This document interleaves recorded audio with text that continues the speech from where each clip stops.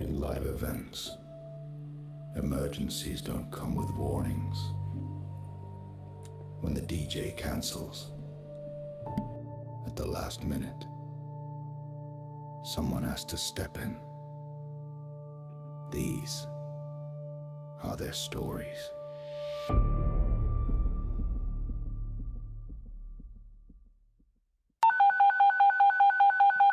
"911, what's your emergency?"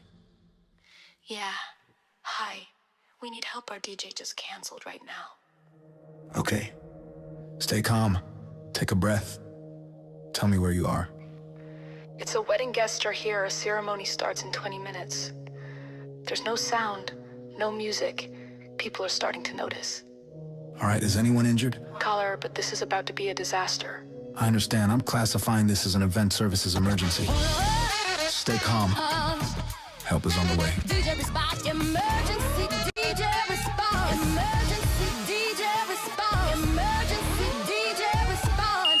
We've got a live event DJ no-show. Ceremony start is imminent. Client stressed crowd on site. Copy that. They're gonna need backups, quick setup, and someone who can take control of the room. Understood. I'm en route.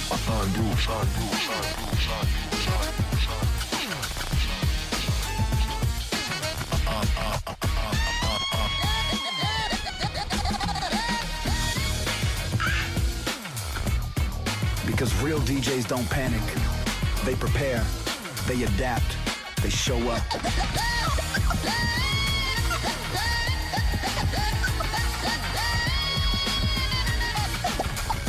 This is Cue It Up.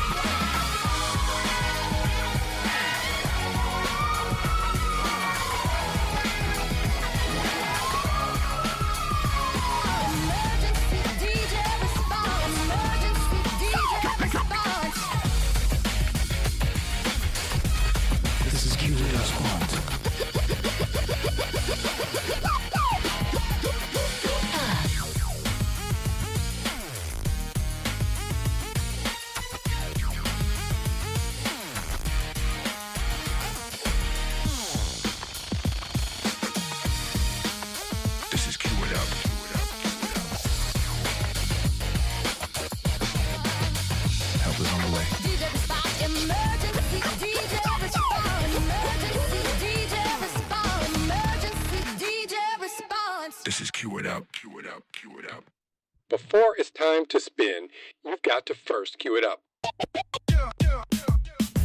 I'm probably in your area too. Everybody who owns a laptop, they're a DJ. Everybody who owns a DSL camera, they're a photographer. And what I'll do is put up blurbs so therefore you can see what I'm thinking about and why I chose that song. You can see the reaction of the kids. So you can kind of like get an idea of how to use it and what to expect. Why do you want to charge for something that you have the knowledge of and these other DJs don't have the knowledge of?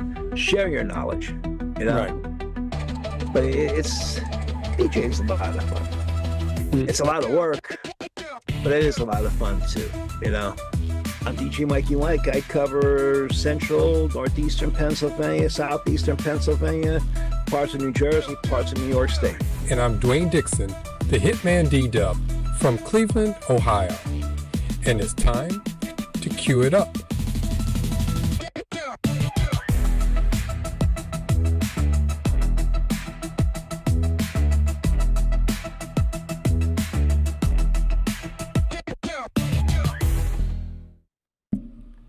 Okay, what's up everyone, and welcome to another episode of the Cue It Up DJ podcast with me, Dwayne Dixon, the HitmanDDub, and my friend djmikiemike. Our podcast is for DJs of all skill levels to come to connect, learn, and grow. From pro tips to real talk, we're here to support and celebrate the DJ community. So in last week's episode, we had put together our CUEITUP Grinching Through the Crates holiday playlist that's up on, in fact, I can show you. It's up on Spotify. You can also see it in our CUEITUP podcast Facebook group page. So we have all, well, how many? 30? Yep, 30 songs. And I was hoping. I don't remember because I was like this at one point. No, you got most of it. It wasn't until we got to the Grinch. Yeah. Yeah, the Grinch one, because it's like I just thought you weren't interested in our song selections. So,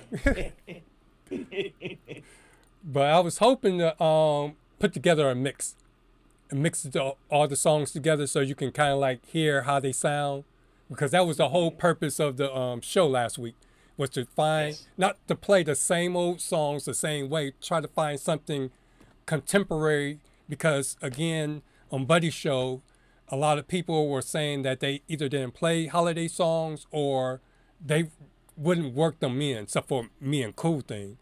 It's like, other than that, everybody else wouldn't touch it. But there are ways that you can incorporate it and keep a dance floor going. Yes, you can, definitely. All right, and then see where, so the 3 takeaways was, think behind holiday music only, because that's the mistake I made when I first started DJing. Any kind of themed event, like be it a holiday, Valentine's, Christmas, or Halloween, I pretty much thought about those songs and playing those songs and not thinking about doing the event just like a regular, DJ event where you have dancing and then incorporating those songs into it.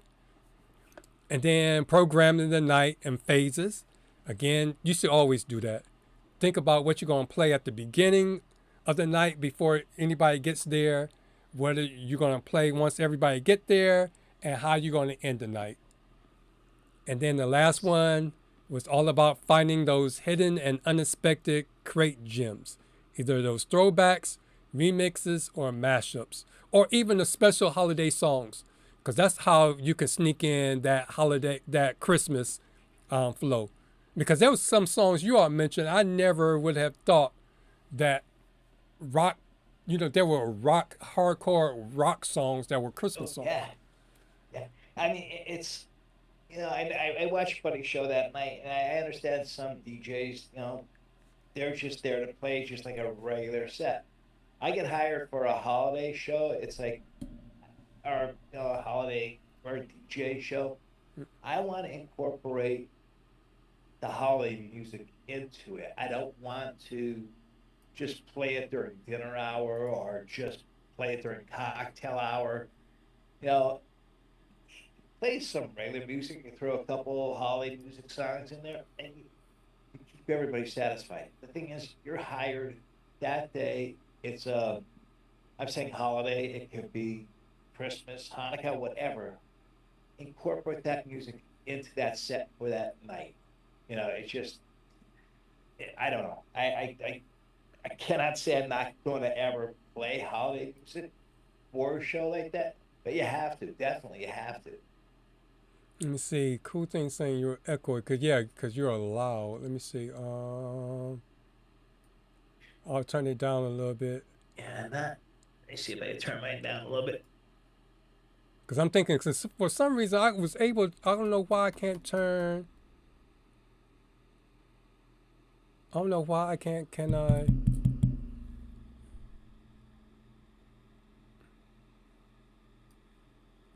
For some reason, in the past, I was able to do my main volume on my computer and everything was soft. I noticed that when the song was on. I had my Mac on and I have the volume up on that, but I just killed the volume up on that. Yeah, because I know, because because I tried to turn my volume down on my computer so my mic doesn't pick up, you know, the volume from my computer and there's feedback. Yes. So let us know. Cool thing, did that help? We made adjustments, so let us know if the echo went away. Yeah. Cool thing. How am I sound out, buddy? The hottest DJ on the beach. Mm-hmm. DJ Cool Thing. But it's just like when you get hired to do a wedding or a 4th of July party, whatever theme party it is, a theme party is you're playing the theme for that night. It's an 80s party, a 90s party, a disco party, a rap party, whatever it is, you're going to play that music. Holiday party, same difference. You're going to play that music. But you're going to play dance music too. You're not going to just keep it strictly 3, 4, 5 hours of Christmas music. You know, it's just like watching a Hallmark channel. No, you know, it's just constant Christmas movies, 24/7. All right, now he's saying that he can't hear you now. He's still lower and echoey. Let me see. How's that now, Cool Thing? Let me see if it's something on my end too. Got the camera on. Let me see. All right, got the camera. That's that. That's off.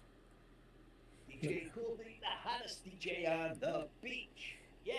All right, let me take this. All right, that. All right, now I can see everything. All right, it says, I sound great. He said he just, oh, and Kevin said he just barely hear you now. Turn it. How about now, Cool Thing? Because I hear you more. How about now, buddy? Do you have an effects added? No, I have no FX on it at all. Because he said, and bad effects added. How about now, pal? Are you still getting the feedback or like the FX sound? See, I have nothing here on my end.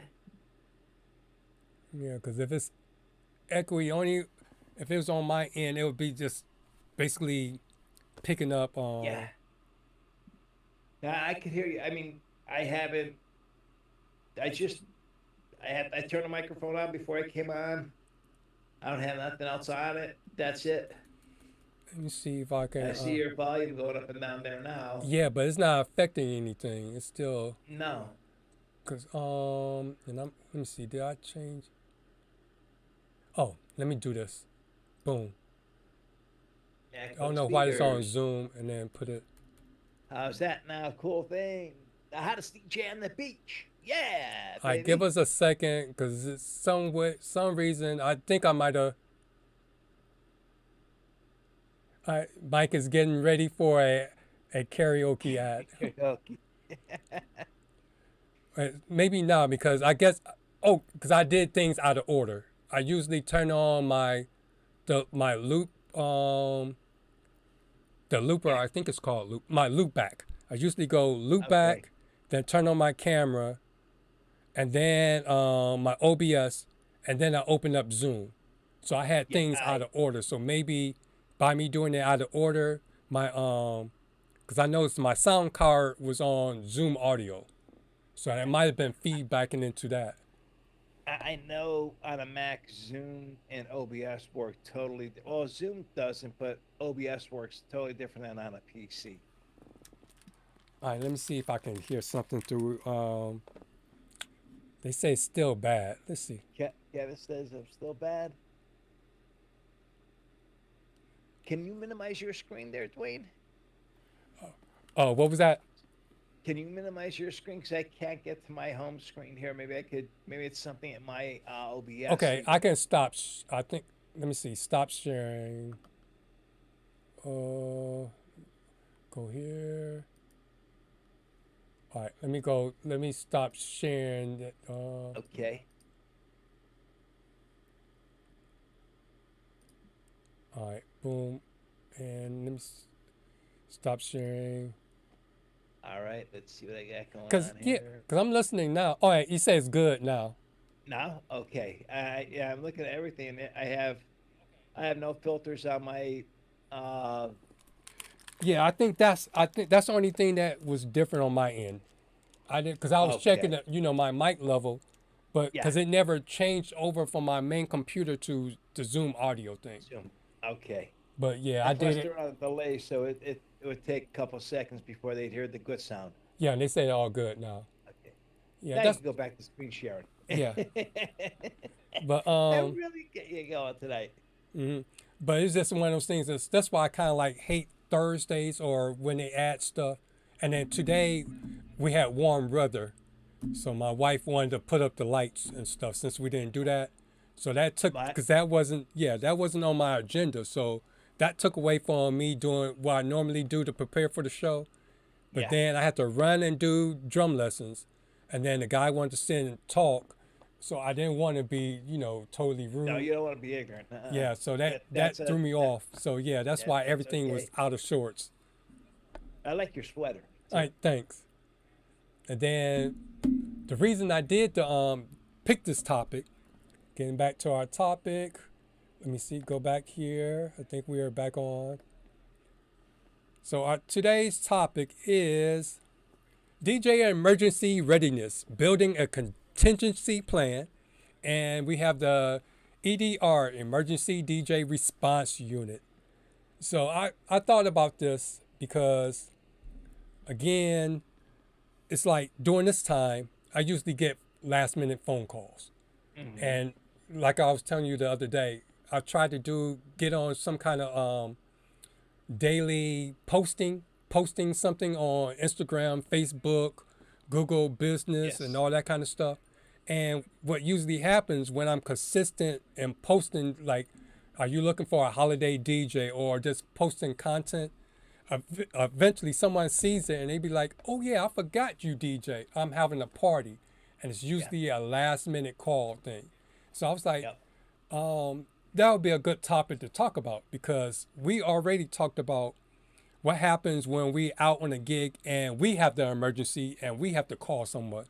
But I wanted to take a look at what is it like when we're on the other end and we get the SOS phone call. So are we prepared to step in and do the job and fill in for our friends? Definitely. I mean, I do this one company. I've been doing their holiday party, their summer parties for the last 12 years, and they are always last minute for their holiday party. And I sent the lady an inbox the other day, and she's Mike, we don't have a definite date yet. I said, she was, can I let you know in about a week? I'm like, yeah, okay. I mean, if it's after January 21st, that's going to be a no-no, except that's when I have my surgery. So anything, I have 3 dates booked already in the beginning of January. So hopefully it ain't one of those dates. Usually they have theirs on a Friday, so which should be good. Or sometimes they'll have it on a Thursday. Then all the workers have to go in the work hungover. Mm-hmm. It's a lot of fun, but yeah, being on this end of it, you get that phone call. One good piece of advice to all DJs: don't just say yes first. Say if it's for a wedding. First question you have to ask them is, where is the venue at? Not like me. I said yes and found out 20 minutes in the conversation. I gave him the price on it. I said, I'll keep it the same price as the other DJ because supposedly he got in a car accident. And it was 2.5 hours away from my house. I'm like, why did I say yes, but I would have adjusted my price because that was without my, it was out of my boundaries where I would go, no cell service, no nothing at all. It was a nice wedding. I mean, actually, it was a great wedding. It was something different that I've never done before. It was all alternative. and I just prayed every time somebody came up with a request that I had the music. I typed it in and I had the song. I was like, oh my God, I have it. Because very rarely do I mean, I'll do some weddings or some parts that I'll come up with a couple of requests from alternative music. If I don't have it, I just connect to what do you call it, my pool, and boom, download the song. But this, with no internet service, no cell phone service, I was like, please, dear Lord, let me have the song. Or if I don't have that song, let me have something by that artist. But I had every single song that they requested that night. So it was different. And then, you just have to, like I said, you have to want to say yes. But there are precautions. Where's the venue at? How many hours? But definitely, where's the venue at? How far do I have to drive? I mean, you're all the way up in by the Cleveland area, and somebody say it's down in Cincinnati. So how far of a drive is that for you? You're like, oh my God, why did I say yes to that gig, boy? Yep, because I wanted to break this down because there's a lot of factors that you have to take a look at, because that's how I got into the wedding, doing wedding events. I started off being the emergency DJ. So the good thing about that one was at least I would get it a week in advance, the information a week in advance, and one was 3 days before the event. But then, like last year, for this one center that I work with, they had called me. It was 11:30 in the morning, and their event was at 2:00. It was one of those things where they were going to just play music over their little, Bluetooth speaker, and I guess someone there figured, no, you need to have a DJ. So they called me at 11:30, and then the next thing I had asked a few questions. It was like, oh yeah, we need you at 2:00, because I had asked the questions that you were saying, and it's like, it was. Luckily, I had my stuff in the car this time, but also, I had just did something. I want to. If it was last year, I did my mom's. It was my mom's quilting event. So I had the Christmas music already set. So my thing was I just play while I played at the Christmas thing. Yeah. So it's like, good thing I had my stuff set already, or I wouldn't be able to do something at the last minute like that.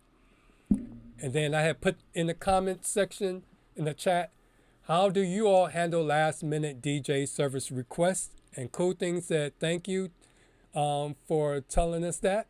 I was asked to DJ a birthday party, not knowing it was in the bad part of my town with a very unsafe DJ setup area and particle boards and a unsafe extension cord. I always bring my own extension cords. I use either a 12 or 14 gauge extension cord. I never rely on the venues. Believe me, that emergency wedding that I did, they told me there was electricity right at the tent. No, they didn't have electricity there. And I asked the person that worked the venue, I said, where's your outlet out here? She, oh, you need electricity? I'm like, well, yeah, I'm the DJ, my lights are battery powered, but I need electricity to power up my hard drive and my computer. Oh, hang on. Well, they bring out an extension cord. It was a 20 gauge extension cord. It was one of those thin extension cords. And I looked at her, I said, gotta be kidding me. She was like, no, why is this bad? I'm like, so I'm just praying I don't blow anything here. That's all. I'm not going to blow my speaker up, but I'll end up blowing the fuse out, and we'll be down for about a while.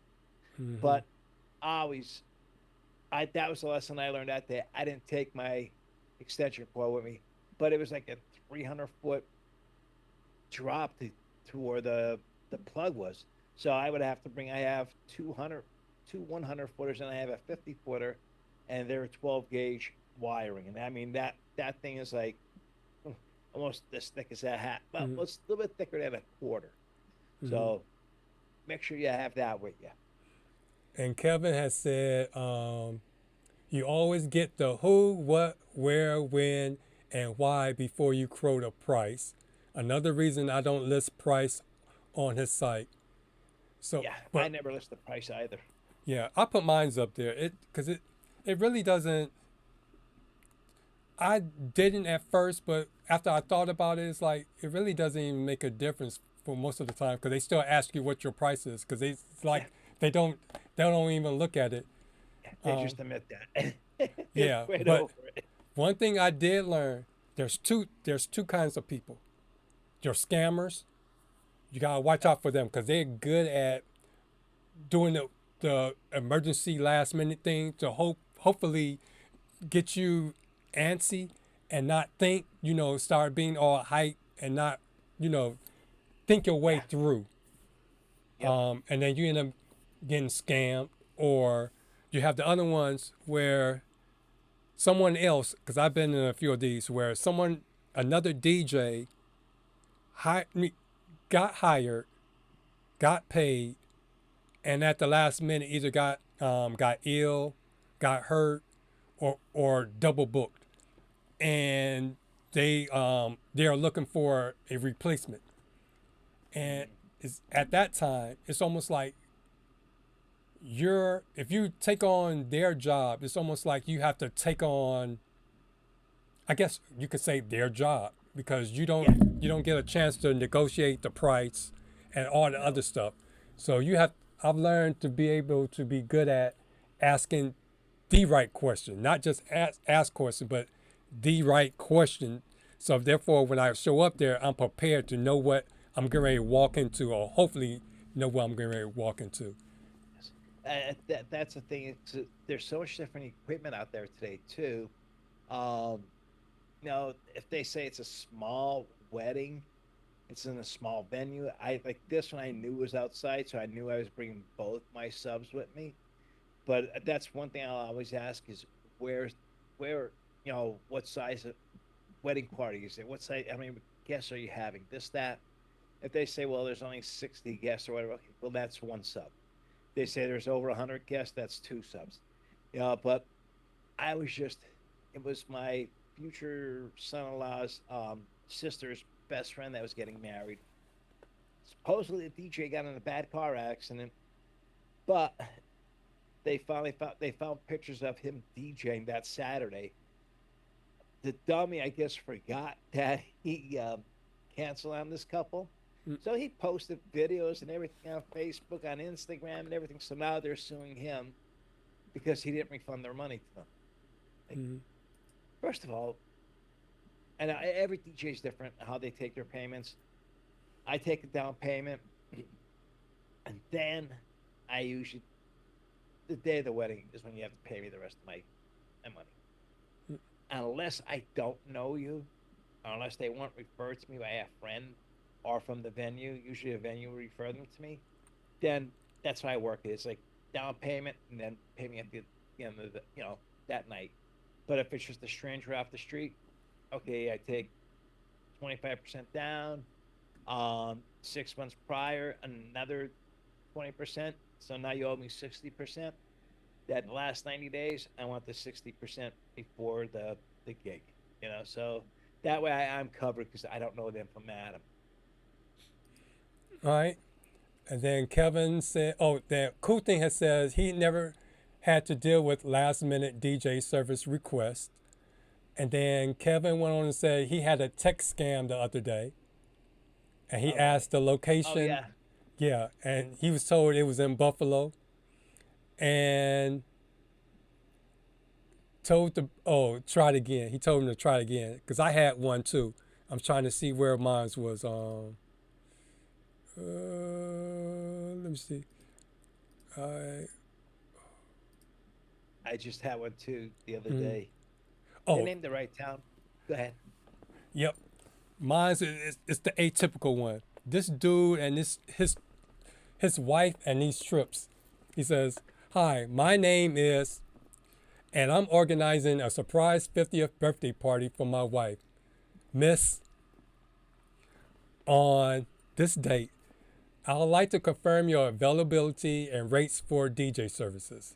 And then he gave the event details.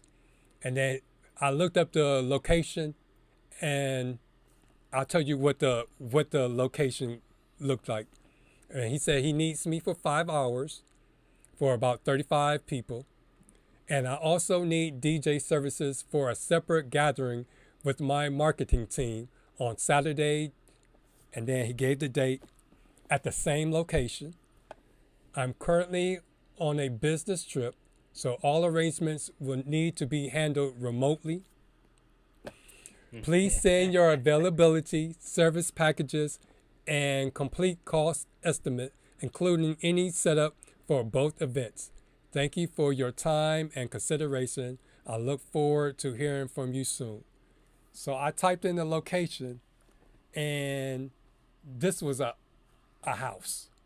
Now, if it had been like the birthday thing, maybe, but still, the whole thing that you're not in town and we gotta do this remote thing, and your wife is here and you're gonna be there, it already sounds fishy. But then when he said he's doing a business party at the same location, and I saw what this house looked like, I'm like, dude. And then looking at the time, I'm like, dude, come on now. There's no way.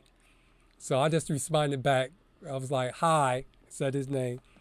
Thanks for the detail. Before I can confirm availability or provide pricing, I require a brief phone or Zoom call to verify both events and review logistics, especially since the events are at a private residence and arrangements are being handled remotely. I only book events with a signed agreement and a retainer paid through my secure invoice system. I do not accept checks or handle payment to third parties. If that works for you, you may use this link to schedule a quick call at your convenience. And I gave him my HoneyBook link to schedule, a time slot. If not, I completely understand. That signed off Best and then my name. I was like, That sounds like I got actually 3 of them. One was over the summer, and 2 of them were just recently. The one was over the summer was a wedding for his daughter. mm-hmm. His wife had to be out of town on business, so she left everything in his hands. He's booking the hall, everything, and he asked me, would I be able to pay the venue? Then he would reimburse me that money, and then he would give me an extra 1,000 on top of it, plus an extra $500 tipping fee. Funny thing is, the venue I DJ at all the time. Not all the time, but 90% of the time my weddings are at. So I call up the owner. I said, hey, Beth, I said, do you have a wedding on this state? No, Mike. I said, well, yeah, I'm going to send you a text. And I sent her a text, and she's like, no. The guy gave me his name and everything, and I have an app on my phone, and he said he was from Wilkes-Barre. This guy was from Wilkes-Barre, but it was just one big scam. Then I had the other 2 just recently. You had it. The location was a house. My location was a Chinese restaurant. And then the other one was an open vacant lot. I'm like, who's having a party in the middle, a Christmas party in the middle of winter time outside in the middle of a vacant lot? Who's having a wedding outside in the middle, in a Chinese restaurant? Like, come on. No. Yeah, it's funny how people try to scam people, but I love when they say, can you pay for the venue and we'll reimburse you? As soon as I hear that, I'm like, yeah, sure, I'll pay. Well, what's your price for the services? Well, this is what I normally charge. I start off at $8,500, but since you want all this other stuff in, I said, now you're looking at least $12,000, and then on top of what the venue's going to charge. And the guy agreed to it. I'm like, okay. So what he did is he sent me a check. Right? It was a check. It wasn't made out to me. It was made out to him. He told me I could take it to my bank and have it deposited. So my friend is a manager at a bank, and I took it up to her, and she's like, Mike, this is a total scam. I said, yeah, I know. But I just want to make sure that you're aware of it. So she said, "Let me use your phone." So she texted the guy back all this like legal ramifications from the bank. Boom, that was it. The guy just stopped texting me. But it's funny, you know. I think no matter what line of business you're in, you're gonna get people scamming you. I don't care if you're a beautician, a videographer, a photographer, whatever you're in. There's people out there that are gonna scam people like you wouldn't believe. So it is sad, you know. Yeah, because I had one, my first one. This guy must have been new, and he didn't know what he was doing because he called me, and that's why I don't do business driving anymore. And that will bring me back to another reason why I chose this topic for tonight. So we were going back and forth. So I gave him my price, and then he said, "Oh, we'll take the most expensive package." So I talked to him, let's say Tuesday. Wednesday, and he's out of town. He said he was out of town. But then Wednesday, I get a check in the mail. So I took it and I cashed it and everything. But then that's when, and also it was more than what it was and all that. But then he came back and said, "Oh, can you also pay for one of the other vendors?" And again, it was that Wednesday, because I let him know. I had texted him and told him that I had to check and everything, and I cashed it. Because he told me to let him know when I cashed it. So I cashed it and everything.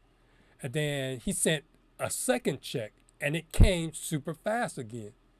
So that was at that time, I had questioned the bank about it. Because I was like, something just don't seem right. And she's like, "Yep, you got to scan." And luckily, the money didn't go through. Because normally, if I cashed it and sent, money start moving, it comes out of my account quickly, right there. It's like, one, you got scammed. Two, luckily, this person doesn't know how to do the scam right because he messed up. Yes. And that ended up, even, because I think he was also had stolen checks. Because I was able to keep $100 of whatever that whole thing was, the way it was working out and moving money around. So that's why I ended up having to get a second a personal account that's separated, because he told me to take all my money out of this account, just keep enough to keep it open. So therefore, if something happens, they don't take all your money. And it's like one of those things where it's like, that was a learning lesson. I'm glad I didn't have, an experienced person. Oh God, yeah, Because I mean, like you said, it was probably stolen checks.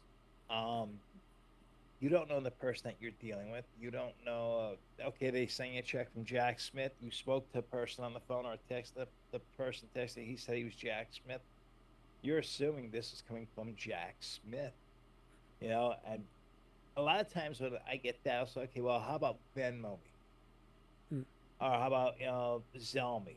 Oh, I don't like to use that app. Or I don't like to use that app. I'm like, well, that are the only two forms of payment. When you're somebody from out of town, I'm not taking a check. I'm not taking a credit card.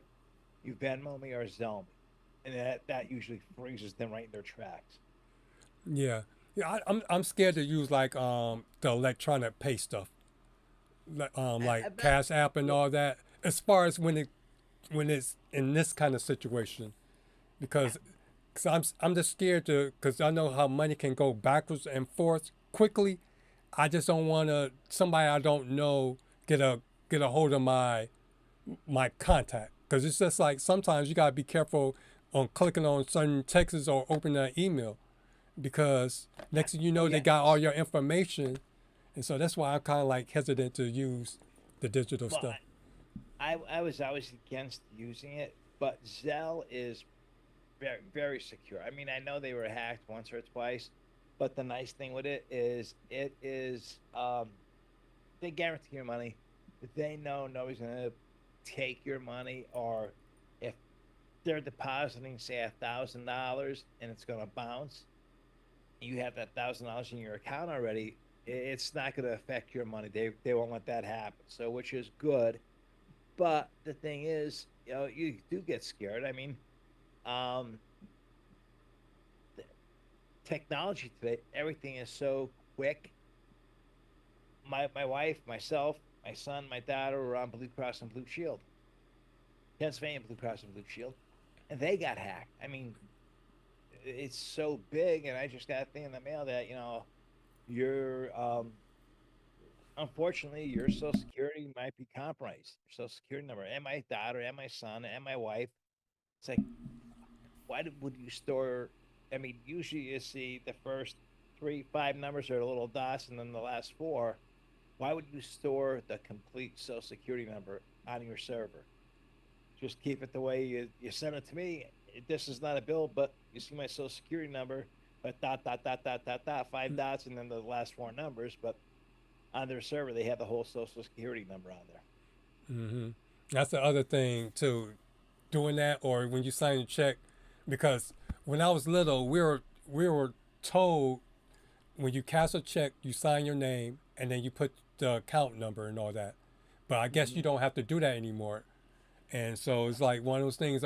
I'm glad that person wasn't able to get a hold of my account number, because I did have my identity stolen, and I'll tell you, it is a world of hurting.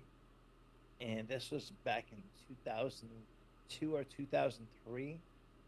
I mean, I actually had to take almost a whole week off from work, because you run into the bank. If you have a credit union account, you got to contact your health insurance company. You got to contact your bank. If you have a credit union, then not only that, they want you switch. They close all the accounts out, then they open new accounts. But not only that, these people actually got my Social Security number too. So contact the Social Security Administration, everything. But now everything, I have to have a password on everything. I want you to know it. 2 days later, somebody tried getting into my bank. Somebody tried getting into my credit union account. What's the password? What do you mean password? What's the password? No, there's no password. What's the password on the account, sir? Lick, hung up the phone. So I think it's unfortunate that they do this stuff, but they do. It's a cruel world. Technology is moving quicker than the right people are moving. It's the wrong people are in the left lane, and the right people are in the right lane, getting passed off by the bad people. So until they catch up to them, which they never, they do catch up to them, but it takes a while to block all that wrong stuff that they're doing. Yep. And then before we jump into our topic, Hello, Kevin. Kevin, because Kevin was busy. Kevin has said he questioned the birthday party. Yeah, so every time I get that, why do I always? I guess it's the state of the world we in now. Always think of those Diddy parties every time. Every time I get those kind of text things. Oh God. I guess I'm DJ the plumber. Hey, we have. I don't want to bring politics into this, but we have one person that they call him Sleepy. Yeah. And then you have a DJ that's. Mm-hmm. I gotta get a tattoo on the top of my forehead, or top of my head, or something. I was like, Kevin, how come you didn't? As soon as you see his head drop, how come you didn't say anything? Because I did not know it. I think I looked at the timestamp. It was a good 30 minutes that you were out, and I was just going back and forth. I didn't even notice, and then at first it didn't look bad because you got your Zoom thing on. I guess just a new Zoom update where if you move, it'll zoom in and zoom out. So since you was eating, I didn't think anything of it. Well, I was watching it, and I like this, and then I got back up. I was itching my head. Yeah. And I back itching my head. Yeah, that's why I was like, it didn't look too bad, and then because it got to the point where I went full screen because I guess I was going through the whole list, our whole list. So therefore, it was like, is he asleep or is he not, or is he looking at his phone? Because you do that too. So Yeah. it wasn't Well, until it wasn't that's until how we it- came out and you didn't respond. That's how it started. As you know, I was going to do that cheer competition. It was supposed to be this past Sunday, but we got the snow here. And this one cheer team, I must have emailed the cheer coach a dozen times. The gentleman, the principal who's running it, he emailed her at least 24 times.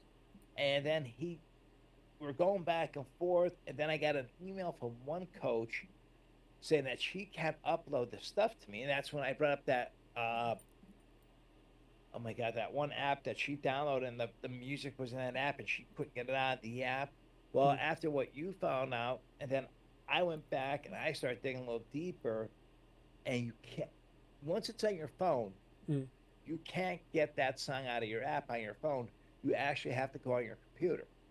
Well, unfortunately, she's, not texting me, she's emailing me, and I'm like this.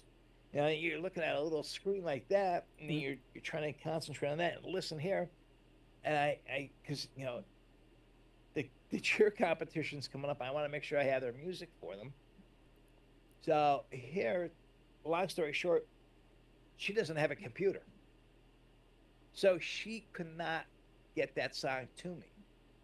She had to go to one of her friends' house, download the app onto their computer, get the song, and then email it. Now there was another coach. Thank God the cheer competition got delayed because I just got the song yesterday, and we emailed this coach, between me and the principal, nowhere to lie, at least 50 times each, and she would not respond to an email. Nothing. I even put mine high priority. Nothing. I'm like, what's wrong with this coach? And if I'm not mistaken, I think this coach did it once before. She said, "Oh, I forgot to email you. Here, I have it on my phone. Put your microphone by the phone." So I told the principal this year, I said, "Listen," I said, "she comes up to do that again. No, my batteries in my microphone are dead. I'm sorry." Yeah, what's she gonna do then? It's like, come on, your team is gonna go out there. They're gonna dance to the dance routine. The music is so loud they could hear it from point A to point Z, and I don't have no middle ground speakers or whatever fill-in speakers. I just have my two tops and my two subs, and it's super loud in the gymnasium. But this coach, she's just so lax on it that she thinks that whatever she says, we're gonna do. A typical Karen, Yeah, but she it did. seems like you all got a special group of coaches at those things. Oh, God. You want to talk about dance moms? Cheer moms. Oh, not cheer moms, cheer coaches. Terrible. Terrible. I didn't see what Kevin has said. You think if they are going to scam, they'll do proper sentence structures?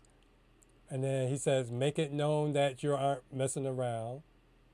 And if not sure, check with fellow DJs. I had a Columbus event. I got paid extra. And then he went on to say he was worried, but it was a tip. And then he says, sale is good because it's no takebacks.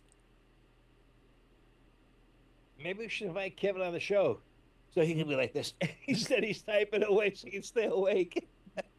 And I see cool thing. Oh, no, it's down here. Because I was going to say, because I know he had got his hacked too. Yeah, he got him. And no one else got hacked bad. Brightness Red. Oh, yeah, I remember that one too. Yeah. Yeah. By the same one is always the princess in South America where there's a queue going and she want to send you her fortunes so you can hide it from the people trying to take her over. Yep. Yep. God bless this one lady my wife used to work with. She's in her 70s. I tell her, Tina, Mm. do not open up your email on your computer. Well, honey, I don't like to open it on my phone. Like, Tina, it's safer on your iPhone. I said, if not, buy a Mac computer. You know? No, I don't like Mac computers. I want a big screen. I said, buy a big screen Mac. Oh no, honey, they're too expensive. Okay. I said, well, buy an iPad. At least you could open up your email on there. It's Mac is going to squash it. You're not. It's not going to affect your computer or anything. Well, this week she drove me crazy. God bless her. I mean, I love her to death, but she gets these emails, honey. It says it's from my bank. Okay, Tina. In the top bar, what does it say? Is it Citibank.com? Yeah, but there's all these other things after. I said, well, all those other things after that means that's a hack. Mm-hmm. Really? Yes, Tina. You know, so she has LifeLock on there. She got an email from LifeLock. Guess what? She called LifeLock. I told her, she said, get on the phone with LifeLock right now and see if it was them. Mm-hmm. The email never came from LifeLock. It looked exactly like their website, everything. So they asked, for her to send a screenshot to them. So I had to walk her through that. She did that. But the thing is, these people are very intelligent to create all this stuff. And they do. And some people fall for it. They fall for hook, line, and sinker. So. And what makes it bad, they're just like, because there's a couple of YouTubers that go and catch these scammers. And they all be in a room, and they don't even be from the United States. And there'd be a whole bunch of them in a room, and that's all they do. Yep. Hack. Yep. You got a certain group that work on the computer, other ones that call you all day.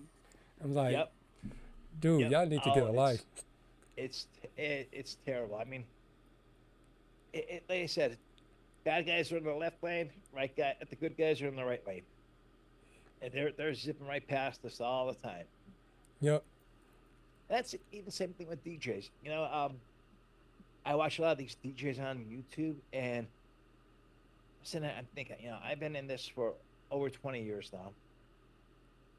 And if I was just starting off, be listening to this lady or this guy saying, this speaker, this, that, this is the best thing to do, and, hey, listen, I'm just going to go do a party and take pictures. I'm going to show videos, everything, post on my YouTube page. When I first started, I didn't have a contract. I did ask if I could take pictures. I did ask if I could take videos, but it was only like I guess you could say a verbal contract. Mm-hmm.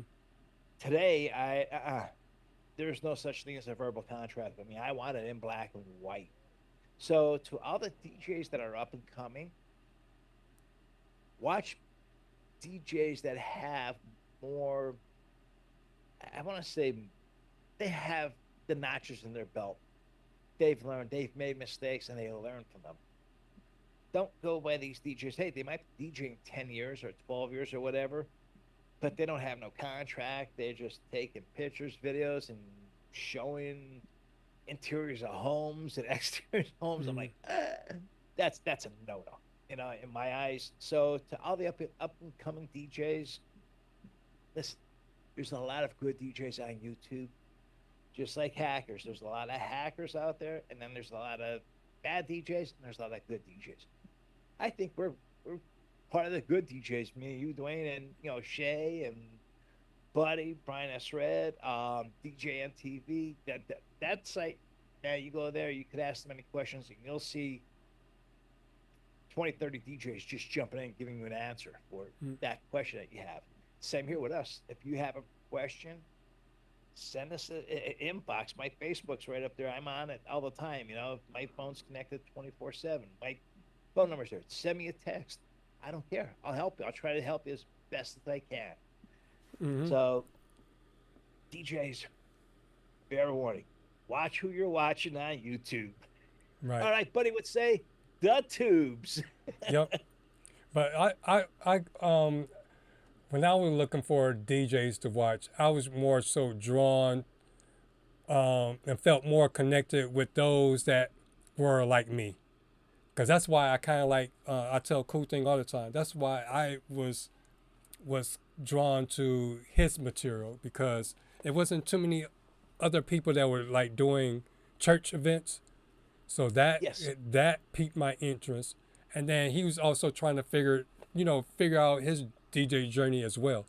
So it's cool to see other people that's like-minded and that's willing to share their experiences, and then we're growing and learning together.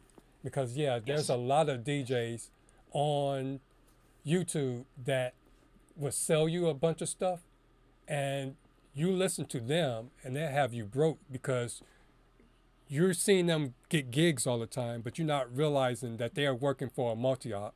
They have all this equipment and big, huge equipment, and you thinking that they're paying for it. Either they are using the company's equipment, or they're getting kickbacks, getting the equipment, doing reviews, and then they posting it on YouTube, and then they have to send it back after Yes. a month or so. So I didn't realize how much of a, I was gonna say racket or game, but there's a lot of backdoor stuff that you Oh, can God, easily yes. fall prey into. Yeah, it is. There's a lot of them. I don't know how to describe it. It's just be warned. DJs, the up and coming DJs. There's a lot of great DJs out there that you could ask them questions. And don't just ask one DJ. Ask a couple. So we're here. It's Check just a us matter out. of do your homework, period. Yes. Do your yes, homework, exactly. especially if it's one thing if you buy something $100 or less, or maybe a couple of hundreds, but once you start talking about 500, then I have to sit and think about that purchase. And then if Yes. it's like you're talking about thousands of dollars, now I really have to sit down and do my homework and really pray on it and really go deep and think about, do I really need this? Is this the right deal, or is there another option? Yeah. Yeah. I mean, if you're really hooked on a piece of equipment, unless you're living out in the sticks somewhere that you can't get to a guitar center or a local place that may sell DJ equipment, then do some more research and stuff on not YouTube, just on the internet and YouTube. But if there's a guitar center or whatever, see if they have it in stock. Go there, check it out, listen to it. I mean, there's so many things out there, so many stores out there, that like Guitar Center, they basically have everything in stock. If they don't have it in stock, they'll get it in stock because you might be a potential buyer for that. Mm-hmm. Yeah, that's why I'm kind of like hoping this Exiton 15-inch column array doohickey that DJ Legit and was it King James and all of them are harping on. Yeah. That's why I'm kind of like hoping that a store around here will get it so I can actually hear it in person. There was one comment that James King made. He said, "Well, they're only a couple $100, and if they last a year or two, so be it." Well, that's what happens when you buy cheap equipment. That lasts a year or two. My QSCs are going on 7 years old. My EVs, my one set of EVs are over 10 years old. That's when you buy quality equipment that lasts, and that you don't red light them. You make sure as soon as you see it starting to clip, kick it back a little bit. Mm-hmm. You don't have to have it that loud. You have to blast into people's eardrums and knocking the wax out, have it here hitting this side, knocking the wax out of this side of their head, Yeah, So, but I would be scared to buy equipment like that and push it. And then two, I try to be gentle with my equipment and be responsible, but mistakes happen every time you move it from one location to another one. Some way they're going to either get dropped or bumped or something. So if you're buying cheap equipment, there's a good chance that once you bump it, then you're going to start hearing rattling and all kind of garbage coming out. yes. That takes me back to a wedding I went to. I heard EV50s. They sounded beautiful. Go to this wedding and they're running EV50s, and as you know, my mom has dementia, right? And she looks at me, she goes, It reminded me of Christmas Vacation. What's that sound? You know, my mother goes, "Do you hear that sound?" I'm like, "What sound, Mom?" She goes, "It's like a real high screechy sound." I'm like, "Yeah, but I didn't want to say yes." And then my cousin said, "Yeah, I hear that sound too." And like another cousin, "Yeah, I hear." I'm like, "I gotta go see what this DJ's running up there because the speakers are beautiful." Go up there. He has his computer. The the wire coming out of his headphones into a box, and then XLRs coming out of that box into the two speakers. I'm like, "Where's your controller at? Where's your mixer at?" "Oh no, we just do everything here with virtual DJ." "Yeah, do you have a license for that?" "Oh no, this is the light version. What do they have?" I'm like, okay. And the couple ended up paying, I think it was like over $4,000 for this DJ. Wow, unbelievable, you know. So I mean, they had it set up wrong. They made a quality product sound bad. Yeah, that's what I always say, and that's why I said on the round table at times when they start talking about prices on different equipment. Well, no, it's not that. When they say that's because you have this brand or your equipment costs this amount, this much, that is indicative of what your DJ skill level is.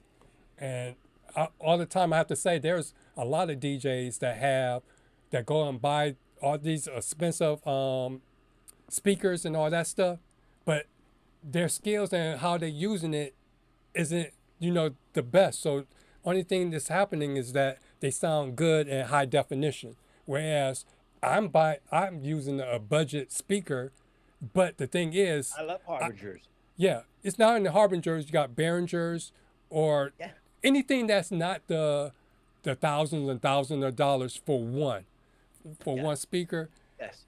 It's the way that you use it. If you're using your stuff right, you should still be able to do the crowd. To DJ for a crowd, because a lot of times the crowd is not really, if they don't have anything to compare it to right next to each other, they're not going to know whether or not it's what brand it is or how much it costs and all that stuff. Exactly. I mean, you could take the best gear, like at this wedding, and they didn't have it adjusted the right way, or you could take the cheapest gear, like a Gemini speaker, which I really wouldn't buy for a wedding, but I'm just gonna say a Gemini speaker.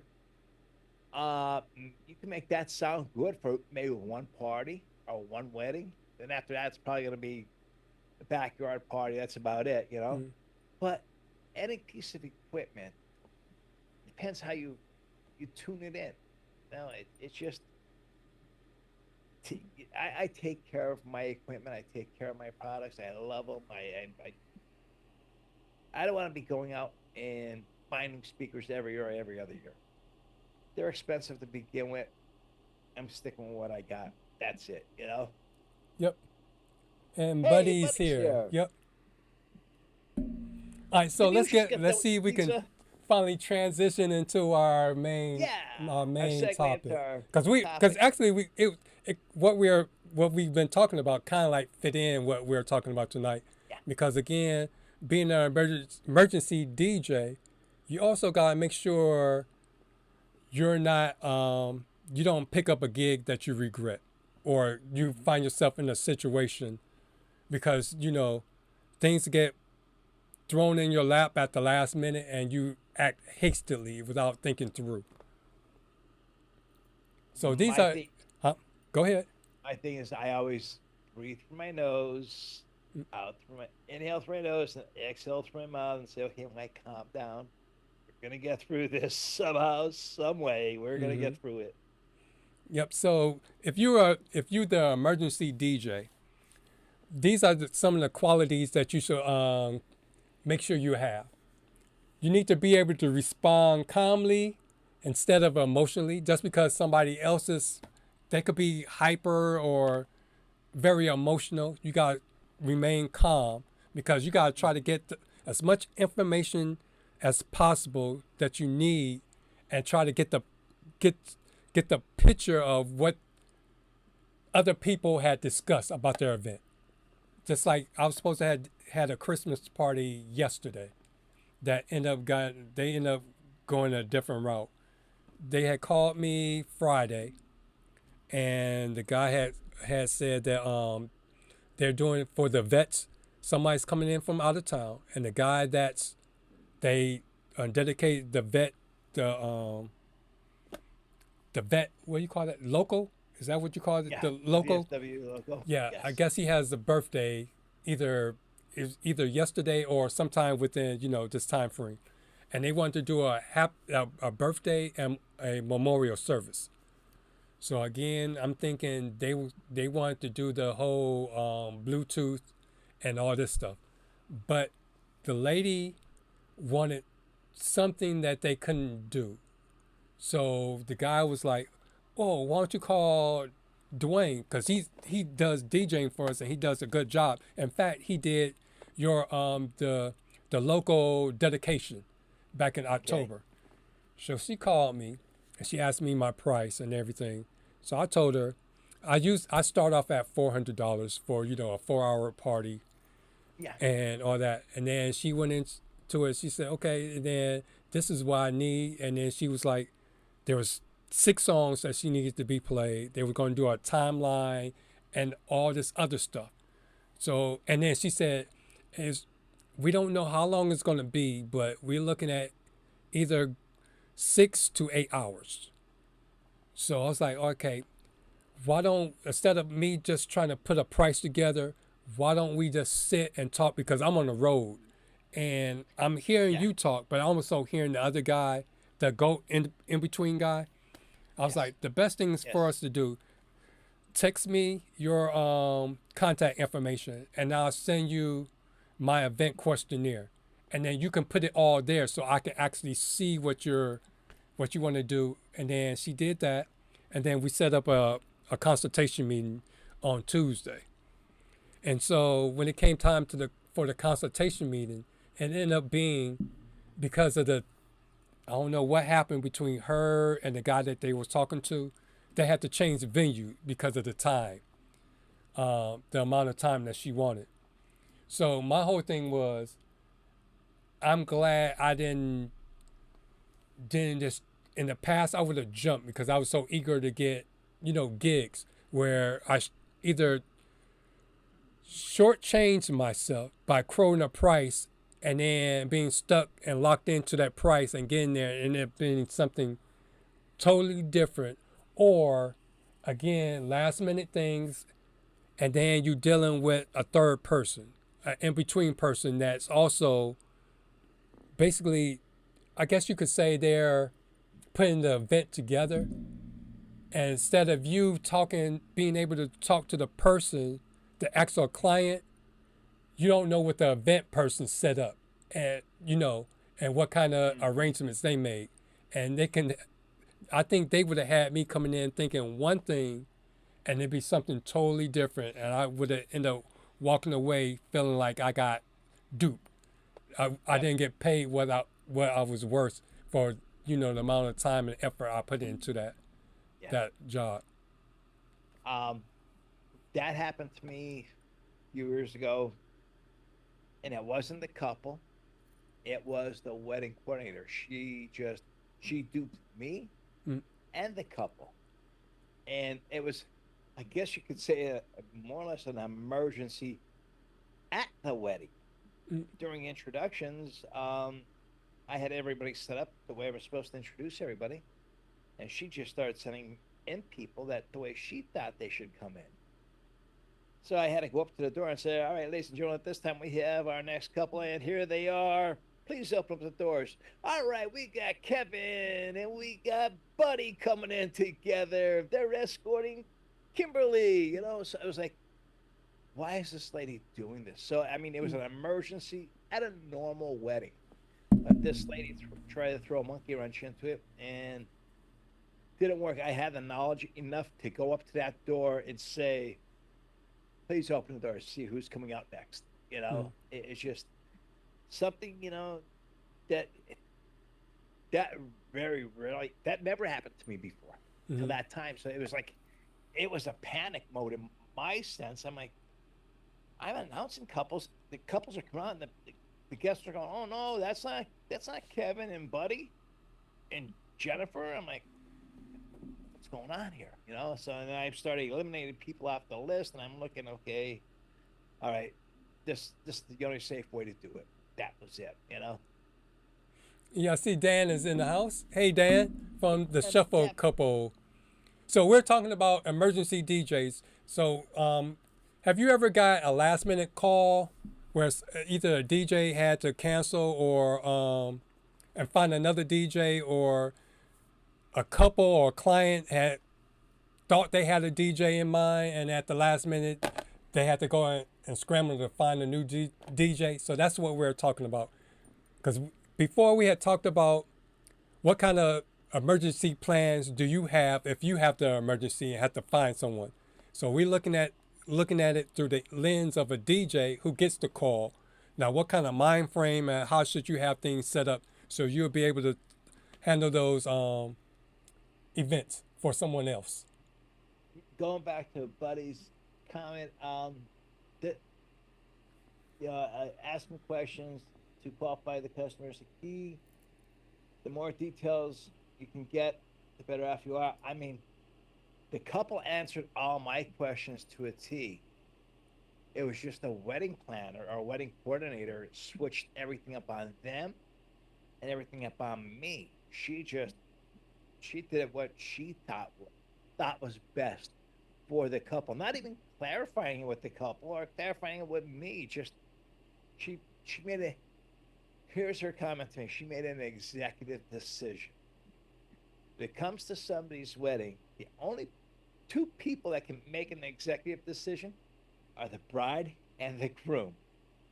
That is it. Not me, not no wedding coordinator, not no wedding planner, not mom, dad, mother-in-law, father. No, it's the bride and groom. That is it. So wait a minute. So how did you get the gig? The couple had booked me a year prior to that, and then they booked a wedding coordinator right after me.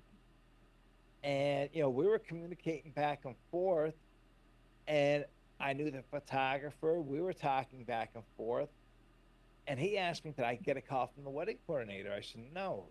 I said, they have a wedding coordinator? He goes, yeah. I said, do you have her number or his number? No, Mike. He said, all they told me is they have a wedding coordinator and they're going to get in contact with us. I'm like, oh, okay.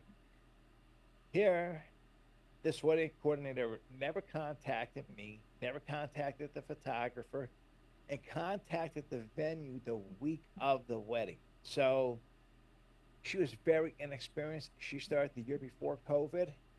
And what led me to believe that she was very inexperienced, she told me the way I introduced everybody was the wrong way. I said, what do you mean the wrong way? She goes, you're supposed to introduce the bride and groom first. I'm like, wait a second. How many years have you been doing this? She says, well, I started the year before COVID. I said, okay, that's one question out of the way. How many events have you done so far? This is my 9th event. I said, well, I'm going to give you a little piece of my advice. Go back and rewrite your books, because the first 8 weddings you did, you totally screwed up. This is the way you're supposed to do introductions. Bride and groom in the last year, it's a build up to the bride and groom. You don't introduce them first. You do all the clap and everything, and then, hey, who cares about the bridal party? It's the bride and groom. But there she is. She was inexperienced. She was making executive decisions on her own without clearing me, without clearing the bride and groom about this. Hey, I'm going to switch this up. Well, if the bride and groom say yes, she'd come over and tell me, yeah, the bride and groom said yes. Well, guess what? I'm still marching back to see the bride and groom and saying, hey, is this a yes or a no? They tell me it's a no. I go back there and say, listen, it's a no. They told me no. You're just doing this on your own. So that it was an emergency at a wedding that shouldn't have happened. And thank God I got through it. That's all I could say. Yeah, because I was going to say,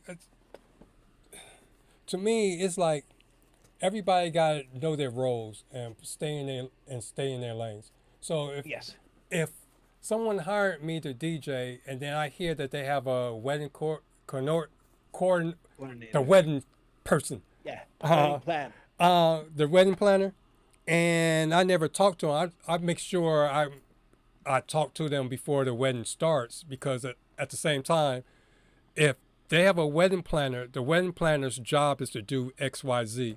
And then if they're doing that, then my job is just to play the music. So anything the wedding coordinator does, I guess I calmed down, so I got my tongue together to say the word. I guess. Coordinator. Yeah. Well, the thing is, when I go to, say, a wedding, I give the couple my wedding planner to fill out. Mm. If they have a coordinator, fine. I print out, I typeset everything. So when I get to the event, to the venue, I give the photographer a copy. If they have a videographer, I give him a copy. I give a copy to the venue manager, and then I give a copy to the wedding coordinator. And she could say, or he could say, well, this is my event planner. This is what the bride and groom fill out. And I look for the differences, and I say, well, how about we go talk to the bride and groom? And if they say no, that is definitely, you gotta start ringing in your head saying, well, if she's telling you no, or he's telling you no, there's something up here. No, we're gonna go talk to the bride and groom about this to make sure which one we're gonna go by.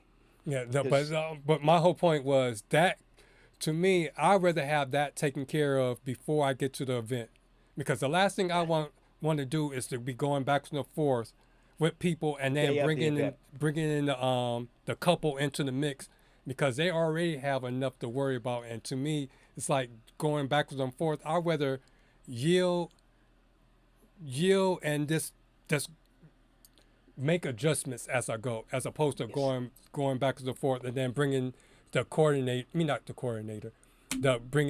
couple into it. Well, the couple was under the impression that the wedding coordinator was in contact with me, was in contact with the photographer, and was in contact with the venue. And there were a couple things at the venue that were supposed to be done differently. And the bride said, well, this was supposed to be this way, not that way. And she goes, well, the wedding coordinator called us this week and said this is the way it's going to be. She goes, well, how many times did our wedding coordinator call you? And she said, just this past week. And that's when she came up to me, and she came up to the photographer and said, did she ever call you guys? Nope. Never got a phone call. Never got an email. Never got a text. She says, are you sure? I said, here's my email. Boom, I pull it up. Mm-hmm. Ask her a date that she sent us an email. Ask her a date she sent me an email. I'll pull it up. I'll type her name in, everything. You'll see if it's there. I don't delete none of my email. I have like 100 and something thousand emails to my account, which I got to start deleting now, you know? Yeah. But it's I can't say I don't like working with wedding coordinators, because there are some really great ones that I've worked with. Yeah, you no, I should say you just don't like working with those two, because you keep bringing those two up. The one that had you, what was the plug outside that had you walking? Because every time we talking about wedding coordinators, you always mention those two. Those two, yeah. It's terrible how people can persuade a client to book them. They say, oh, yeah, I have all this years experience. I did this, I did that. They could show you pictures of different weddings. You don't know if it's a wedding they did or is it clip art on the internet, you know? So it's you got to do your research. Whoever you're hiring, to any couple out there, do your research. Yeah, do your research, period. If you're gonna be spending money.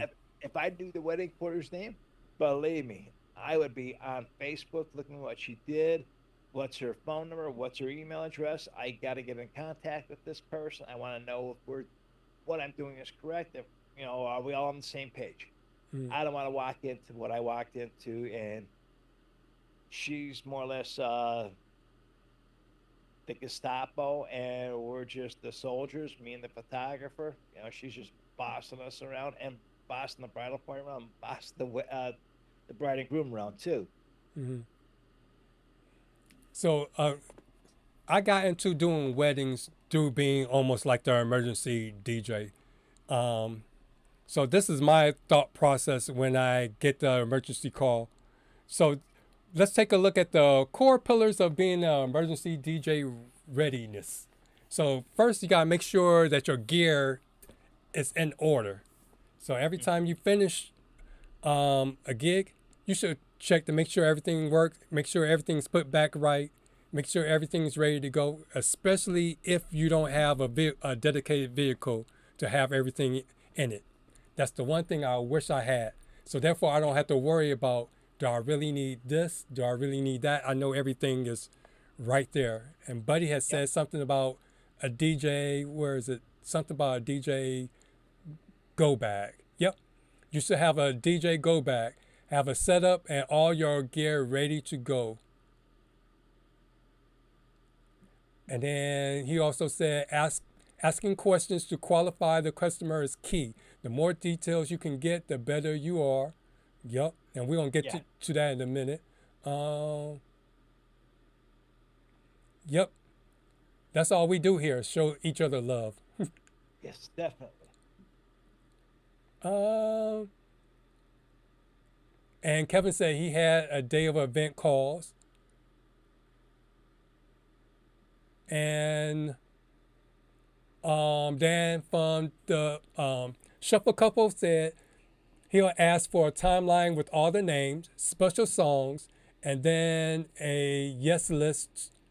So I kind of know the bride and groom's music preference.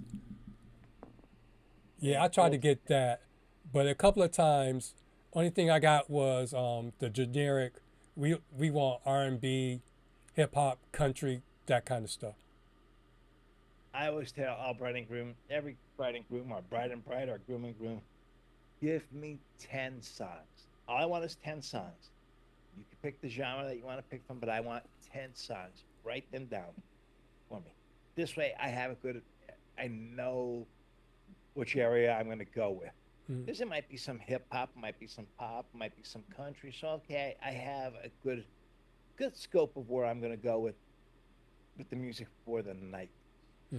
But there's sometimes you don't get all that.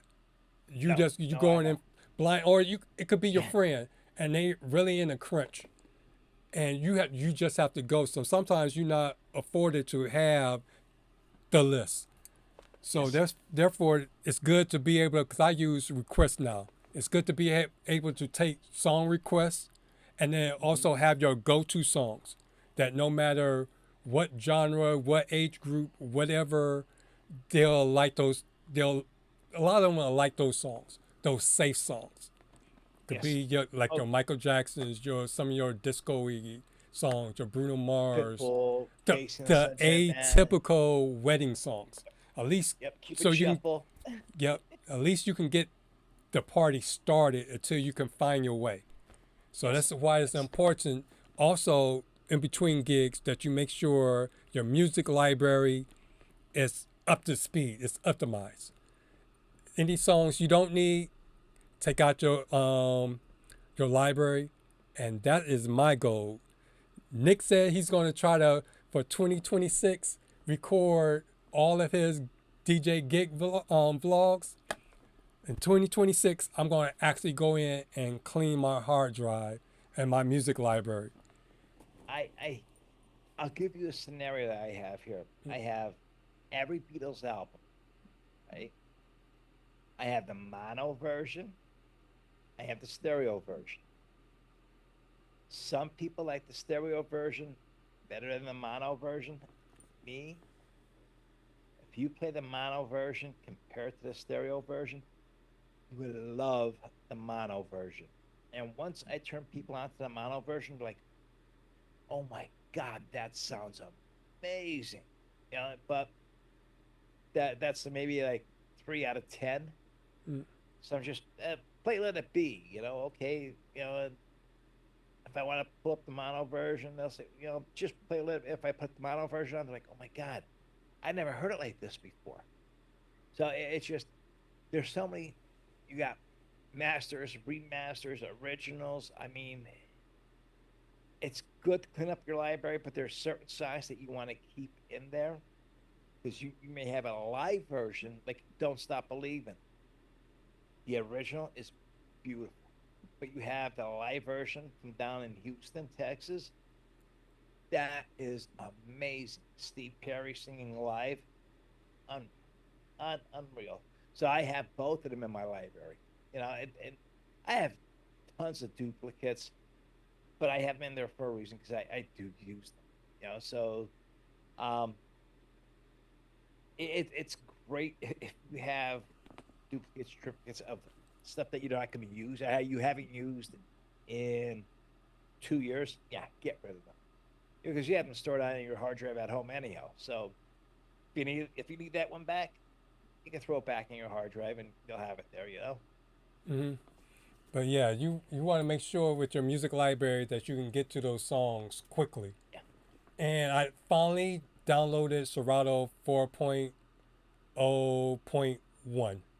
So far it's been working pretty good. I just haven't tested out in like real life, like in a real life scenario yet. Actually DJing and pushing it the way that I usually DJ. But as far as doing the song prep and all that stuff, I finally got around to actually tagging my songs and all that stuff.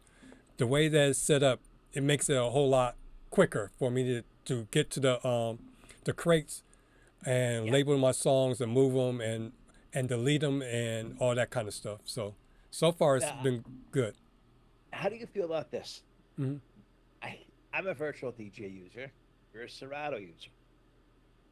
Lately, I've been seeing on YouTube is all these comparisons. If you don't use Serato, you're not a real DJ. Oh, virtual DJ, it looks like kids' game, this, that. It's a program. It plays music. They both do it great. I don't compare Serato to virtual DJ, and I don't compare virtual DJ to DJ Pro. It's a person's choice what they want to use. I started with Serato. I moved over to virtual DJ. I don't think there's any problems with Serato. I mean, this last upgrade, I knew they had some complications. And no, there are certain things that you have virtual DJ automatically gives you, and there's things that with Serato you have to purchase. But that's up to that DJ. If he wants to use it, fine. And I see these charts, oh my God, there's 10 million more people that use Serato, DJs that use Serato than they use virtual DJ. My thing is, on every DJ controller box, what does it say? Serato included. Don't see virtual DJ included because you have to purchase it. You're buying that controller, you're getting Serato, the professional version of Serato. So that to me that's a free. I have Serato on my Mac. I have it on my PC here because I got it for free because I bought the DDJ 800 and I bought the Flex 10. With both of them, I got the professional version of Serato. So I don't use it, but I have it on there for a backup. So how do you feel about that? To me, software doesn't matter. First of all, you should use the software that came with whatever controller you work with that came with that controller. Because, for instance, if it's a Serato controller, you should use Serato because it's already programmed to work right out the box. Yeah. But to me, it's each its own. You try out because I start off with virtual DJ, and I still have virtual DJ on my computer because there's I have the DJ Rego, I believe that's what it is. Here it is. Yeah. Let me see. I have that. I bought it because the iPad just came out, and I wanted to DJ on the iPad. So I have Algorithm DJ Pro, which I'm going to talk about later too. Okay. But then this one works better with virtual DJ. But with my SX2, that one more controllers work natively better with Serato. In order for me to, because I did program it to work with Virtual DJ until I took my my month free DJ lessons from Sam Ash for buying the controller, and the instructor made me change over to Serato. Yeah. So it depends on your DJ style. 'Cause certain DJs or workflow works better for certain individuals. Some people like to have certain things in this, this spot on the screen. Some people prefer to have less and all this stuff. So it's up to the individual. It's not the software. At the end of the day, it still goes back to your skill level. Just like what we were saying about the different equipment and how much they cost. It still comes down to the end user. Because if end user don't know how to use it and use it properly, it's all for naught. I think it's funny to see all these DJs posting, like, fill out this questionnaire, to see who uses Serato, who uses virtual DJ, who uses algorithm. It's like, why should anybody care? I use virtual DJ because I like it. You use Serato because you like it. I use DaVinci Resolve for my videos because I like that. I used to use Wondershare. I used to use Adobe products. And I fell in love with DaVinci Resolve. So it's like, it's a program. Use what you feel comfortable with. Yeah, because everybody's doing polls today, like, oh my God, and look at what Serato, all these people like Serato. Okay. I mean, what are you going to put a big badge on your chest? I'm a Serato user. I voted in that poll, Mm-hmm. But I am going to vote for that DJ tips. So hopefully I can actually win the grand prize this time. I do it every year. But I think they got CDJs this year that they're giving out. I forget what model number. But what I was going to say, but really, to me, being a mobile DJ, it's up to you. I don't see a big issue with it. But if you're going to be a club DJ where you're using the venue's equipment, then that's when you have to make sure it's best to get wherever you're going to DJ on, practice on that at home. Because it doesn't make sense to practice on one thing, and then when you get to the gig, you're using a different thing, because now you got muscle memory and all that stuff. Because a lot of stuff, a lot of the software works the same, but it's still different.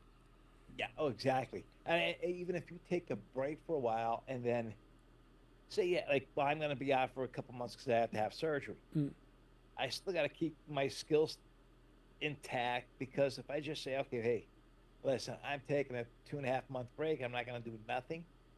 Guess what? After that 2.5 months are up and I plug my controller in and my computer, is going to be like, okay, well, wait, with all my controllers, I try to keep up with them at least once a week, if not once every 2 weeks, because I have the DDJ 800, the Flex 10, I have the Hercules T7, I have the Newmark controllers. So I'm always screwing around with one of the controllers one day out of the week, So it just, you have that muscle memory, means a lot. And I see Buddy, he DJs on vinyl. I mean, is that the time coded vinyl, Buddy, or the traditional vinyl? Because if it's traditional vinyl, you don't want to DJ on that today. It's like $40 an album. No. And then Pretty Boy just joined us. Hey, Pretty Boy, what's up, buddy? All right, so let's get back to this. So making sure your gear is ready and ready to go, just like a fireman or ambulance rescue personnel. You gotta be ready to go. So when you get that call, you don't have to go around and look for things. And then also, we have mentioned something about this on the round table the other night, making sure you have a checklist. So therefore, when you get the call, you go through all the information, you get all the information, and you decide what you need, making sure you can go through your checklist and make sure you got it ready to go. But yeah, well, you used to call them whip list. Work in progress. But it'd be nice if you had a standard, vehicle. Yeah. That would be Oh, great. yeah. Well, one thing that I don't see on that list there, batteries. You don't know how many times I left my house. I'm like, man, I have a pack of 24 batteries at the house, and my level of my microphone is down, and I have to go out and get a pack of 4 batteries on the Turkey Hill. I'm spending $15 for 4 batteries when I was at Walmart and I bought a 20 pack for $17. You know. Yeah, but that goes back to what Buddy was saying about having your DJ go-to bag. But mine's always I buy the big huge bulk of batteries. So I always have extras inside where my mic case is. I have a microphone case for my Shures and then my Pro Phoenix and all that. So all that is in there. Extra clips, foam, the wind screens. Yep. And what else is in there? Shorts of them. Oh yeah, and I have for my Shure, I have the receivers, and the power blocks. Not if you can see these, but Yep. these are for my Phoenix Pro, so they don't blow rolling off the table. I have extra ones in my bag. I just ordered these extra ones, and what I'm going to do inside my microphone cases, I'm going to cut holes in there so I can put batteries, at least 4 batteries in there. This way I know I have them with me at all time. You know. Yep. So that goes back to, like, I have a storage unit. So it's like sometimes I get messy and just throw things in because I'm going from having to unload my car to use it for something else. So I try to make sure I go back and get everything organized, and also make sure I have like a little checklist to make sure everything is ready to go. If I need extras, or make a mental note if something got damaged to replace it, or if something got dinged, make sure I go and check it out, make sure it works and ready to go. Yes, exactly. We talked about music library, making sure your music library is up to date, and make sure your crates, I personally have a go-to crate. So it's again based on scenarios or genres, and I have one, and I have it tagged. So therefore, when I go in blindly, I can either go in, I know that these groups of songs are the hot songs that will work. These are my floor fillers, so I might stick with that and start off with that. Or if no one's, at the event yet, these are my, I shouldn't say throwaways, but these are the ones I would rather play now as opposed to, burning it and not having it or repeating the song, later on. That's the same way with me. I have a wedding folder, right, a virtual folder, and inside that I have floor fillers, slow dances, and then just hot hits. Same thing for holidays. I have a holidays folder. I have St. Patty's Day, Halloween, Christmas, and New Year's in there. And it's just certain songs that I want to keep in these folders. If I ever got, an emergency phone call for a wedding, for a holiday party, I have something to go to already. I don't have to go searching for a bunch of stuff. I have enough songs to get me going, and I could get on my way after that. Mm-hmm. And then even if I have, I got this idea from, it's a Pennsylvania wedding DJ company, where if there's a wedding I did or event that I did that I thought went really well, or it's similar to something that I'll do again, I just save that whole crate. Because normally I have like my warm-up crate and, my floor fillers, bangers, all my different crates for that event. So therefore, if someone calls me up and I get the details and it seems like this is similar to the event I did before, I already got my everything, organized. So it's not like I'm going blindly. At least I got something to get me started. And I just basically just play the songs back to back like I normally do until I figure out which direction I want to go. Now, with Serato, do you have a history of your gigs that you did? Yeah. Okay. So I know, virtual DJ, you have the history, and what I'll do is like if I go into a wedding that they say, well, play alternative, play this, play that, play whatever you want to play, and then I'll just start. Okay, I did this gig; it was all alternative, so I'll go to that date, and I always keep down, I make a little note. Okay, this wedding was all alternative, so I'll look back at and I'll have the date of that wedding. I have it in my phone. Okay, just go that date, say September 24th. Boom, I go to September 24th, and there's all the alternative music I play that day. So this way I could throw some of that stuff on there. It's all those little hidden things inside of each program that makes it easier for us. So yes, we have to have what the bride and groom want to hear that day, but we have those little hidden secrets inside that program that makes our life a lot easier. And going back to Dan, the shuffle couple, he said, why delete your hard drive? Just organize it. No, with me, I'm a music hoarder, and that's why I need to delete some songs, because I gotta double up on that one. Because there's songs where I have duplicates. And one thing I liked about Serato 4, when you move songs within Serato, if you already have that song, it won't, because I have a downloads folder, it won't move the song from the downloads folder and, add a second copy to it. So that's a good thing. But I have a lot of duplicates, not just different versions, straight up duplicates. And then there's events that I put in, like the one I did for Kevin, where they wanted all dirty versions. And that's the only time I want to play them songs. I'm not going to play it again, but because of the time, I just dumped them all into my music library. So I need to go through, and songs that I really don't need, take them out, because I use crate hackers. And so when I have like a playlist, like when they send me either a Spotify playlist or a text, I can use crate hackers to go through my music library, and I can pick the songs that are, have it send it to my Serato crates.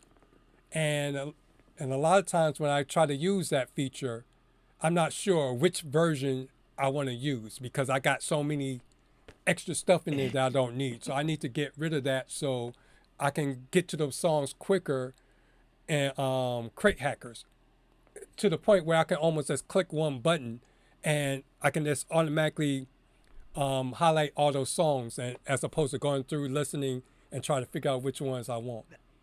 The shuffle couple, did they use virtual DJ or Serato? I'm assuming he was saying that he was using Serato and he's trying to change over, because earlier he said he said he gave his best efforts to switch away from Serato as my off season. I'm gonna assume that's his off season goal. So I asked him what software he's gonna switch to. But then he mentioned something about virtual DJ. So I'm thinking he's looking at that virtual DJ AI, because I like that feature in there too. I know, like with Serato, if you have a huge library, it does take a little bit longer to boot up than virtual DJ. And Aaron Strawn, he showed it to Nick on his show, and it was like in a couple seconds, boom, virtual DJ was right up, while he was still waiting for Serato to boot up on his other computer. So it was like, or was it Nick was booting up Serato and he has his Mac all maxed out, and Aaron had his Mac, but it ain't fully maxed out, but virtual DJ beat him like by 10 seconds or whatever, So it was like, oh, okay. Yeah. But again, it's everybody's preference, Yeah, again, just deleting duplicates and all that stuff, because what happens when you have just a bunch of stuff, that means that the hard drive is doing more work trying to get to what you need to get to. Yes. But as far as like the boot up time, yeah, it could be aggravating, but at the same time, I just booted Serato up while I'm doing something else, plugging something else in. So when I come back, it's already up there, so I don't even have to worry about it. So, But oh yeah, but I'm thinking what I was gonna say something about Shuffle Couple. Cause he said something about virtual DJ. Yeah, I forget what I was gonna say. One thing you do yourself a favor. Buy SSD drives. I know they're not as big as regular hard drives, but it saves you a lot of time. You know, it's the read speed on them is like boom, boom, boom, compared to a regular, regular hard drive that's the spinning hard drive. It's searching through that hard drive for that song. I mean, it ain't that long, but still, the SSD drive is like holy God, wow. How did it get there like so quick, you know? Yeah, but you don't want to. You want to move to a SSD anyway, because the other hard drive, if you bang it and that arm get messed up, you're done. Oh, yeah. Or if you don't shut down your computer or inject the hard drive the right way, and you have it spinning, and then you plug the power back in, then you can mess up that arm, the reader head, and then you just messed up your hard drive. Yes. Yep. And then LaRucka said, yep, SSD is better. And he said, and then Cool Thing says he got a SanDisk Extreme Pro, 1 terabyte or 2 terabyte. Yep. I'm glad to see everybody in the chat tonight. Yep. And the other thing is, what I found out, you don't want to buy the external the SSDs and all these little hard drives and go for like the 5 gigabytes and 6 gigabytes where they run all the time, because they say what happens, they overheat and then they stop running. Yeah. So I'm trying to think, 1 is safe, 2 is safe. I'm trying to think, what was the limit? Was it 3 or 4? Or I know it was 2 for sure, but I forget, because I want to be cheap and get 6, but he's like, nah, get the bigger one where it has the fan going, where you have to plug it in, because if you use these will burn out. Oh God, yeah. Now my SSDs, I have the Samsung T9s. They are super. I started off with the T7, I think it was, or the first version of them. Then I kept on building up. Now that's at T9, and T9s are extremely fast. Yep, that's what I thought about. Cool Thing was talking about when his Lacy hard drive had died, and we gave him a moment of silence for him. But he has a 1 or 2, so he should be good. It shouldn't burn out on him.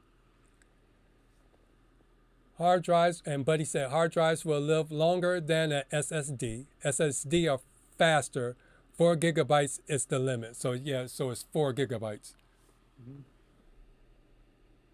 And so far, I haven't had any problems with mine. It's just been scary sometimes if I don't eject on my Mac and it doesn't recognize it, or if I have it plugged in and I something get unplugged, or I shut it down and bring it back and it doesn't show right up, and I have to wait forever for it to come back up. It's so funny because going back in the day, I was in the printing industry, and we have Macs and PCs. A Mac, you were able to go up and just unplug the hard drive. Didn't do nothing. A PC, if you just unplug the hard drive, oh my God, that hard drive might be toast. Mac, you can plug it back in, boot it right back up. PC, it might sit there, click, you hear the click, click, click, click. That's the arm clicking.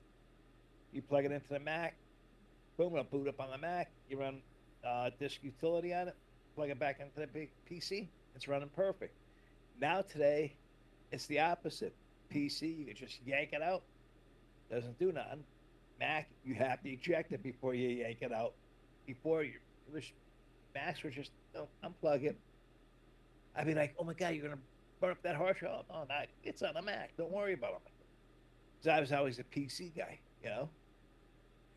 Yep, I just saw the thing. I just saw Buddy's our timekeeper. 10 minutes. So I'm going to try to just wrap this up. We're on West Coast time, buddy. So we talked about our music library, scheduling. It's important that somehow either you have a calendar handy. I use a CRM. So therefore, if I get that call, I can just when I type in that date, it'll tell me if I have something booked Yeah. already. So you gotta have some kind of system in order, because how messed up would that be for you to accept and then you have to bill out? That would be so messed up. I have a Bywoods electric tablet. I don't know what the heck you call them, electric paper, or, but it's great because I have my phone, I have my calendar on there, but it also automatically goes onto that tablet. It's not a tablet, it's like paper.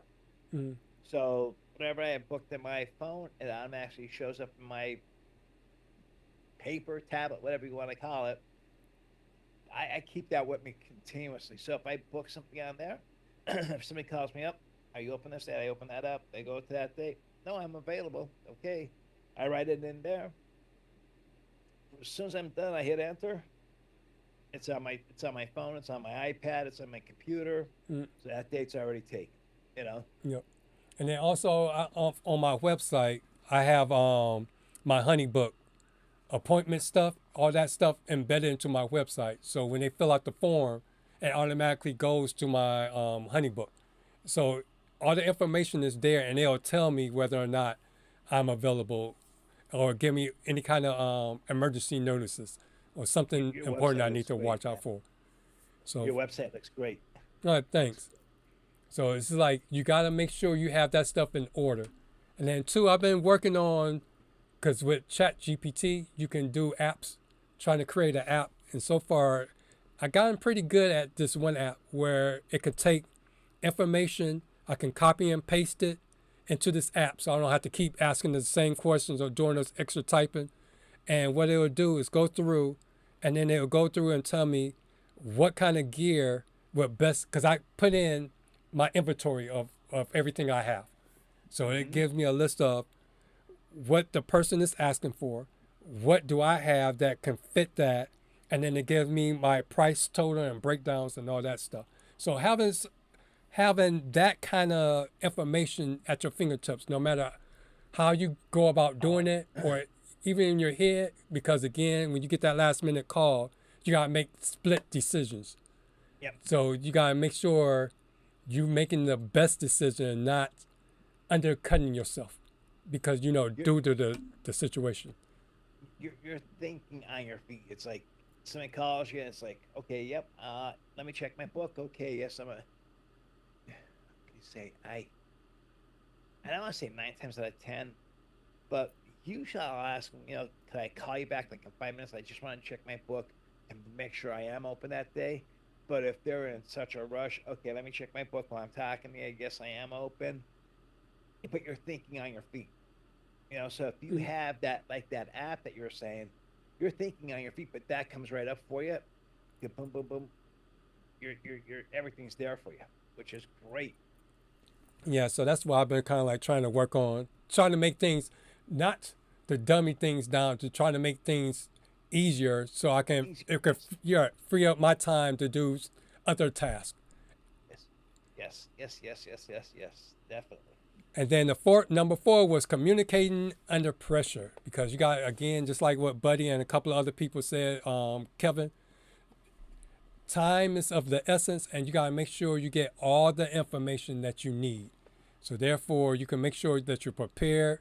Make sure when you get there, you're not stepping into any kind of surprises. And then at the beginning, they had said something about expectations, making sure the client's expectations and your expectations are in line. Yes. Oh, definitely.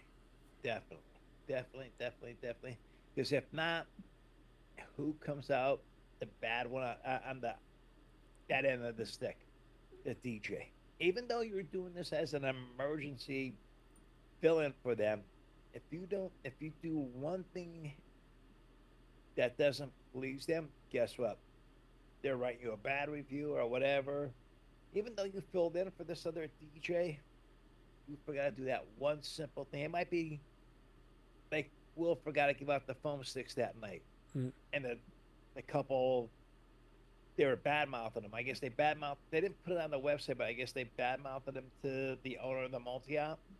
and the multi-op got on all about it. He did one bad thing, but he was there filling in for that other DJ. So, hey, we're all human. We all make mistakes. End of story. And then, but that goes back to what I was saying, because this one guy I filled in for, he didn't tell the couple. It's basically the father. The father paid for the wedding. He didn't let them know that he was in the hospital. So he did the ceremony. He did the ceremony for them, the reception, and then I guess he has a limo service. So he had all that. So they booked all the whole package with them. So I guess they had a bad experience at the ceremony. The limo, the heating or something was messed up. They had a bad experience on there.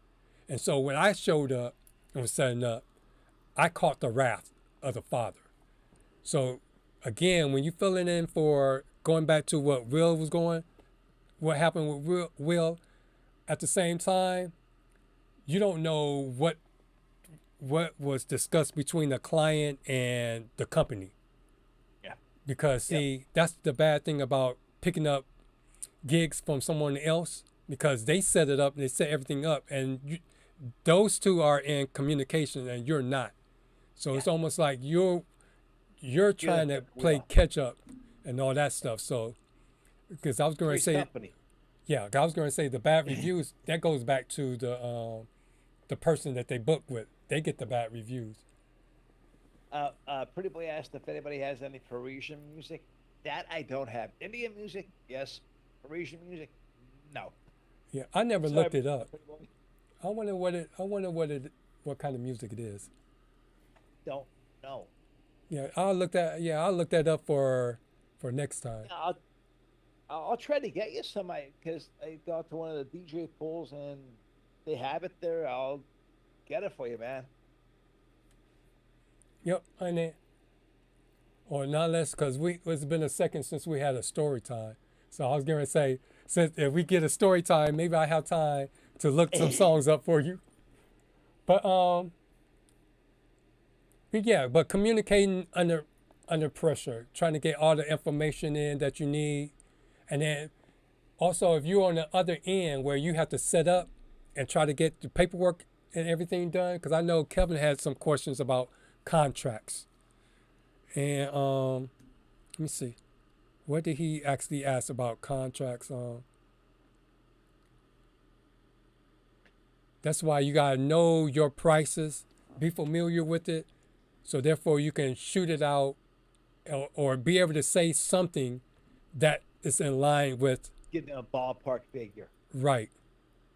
What did he ask? I know you mentioned contract.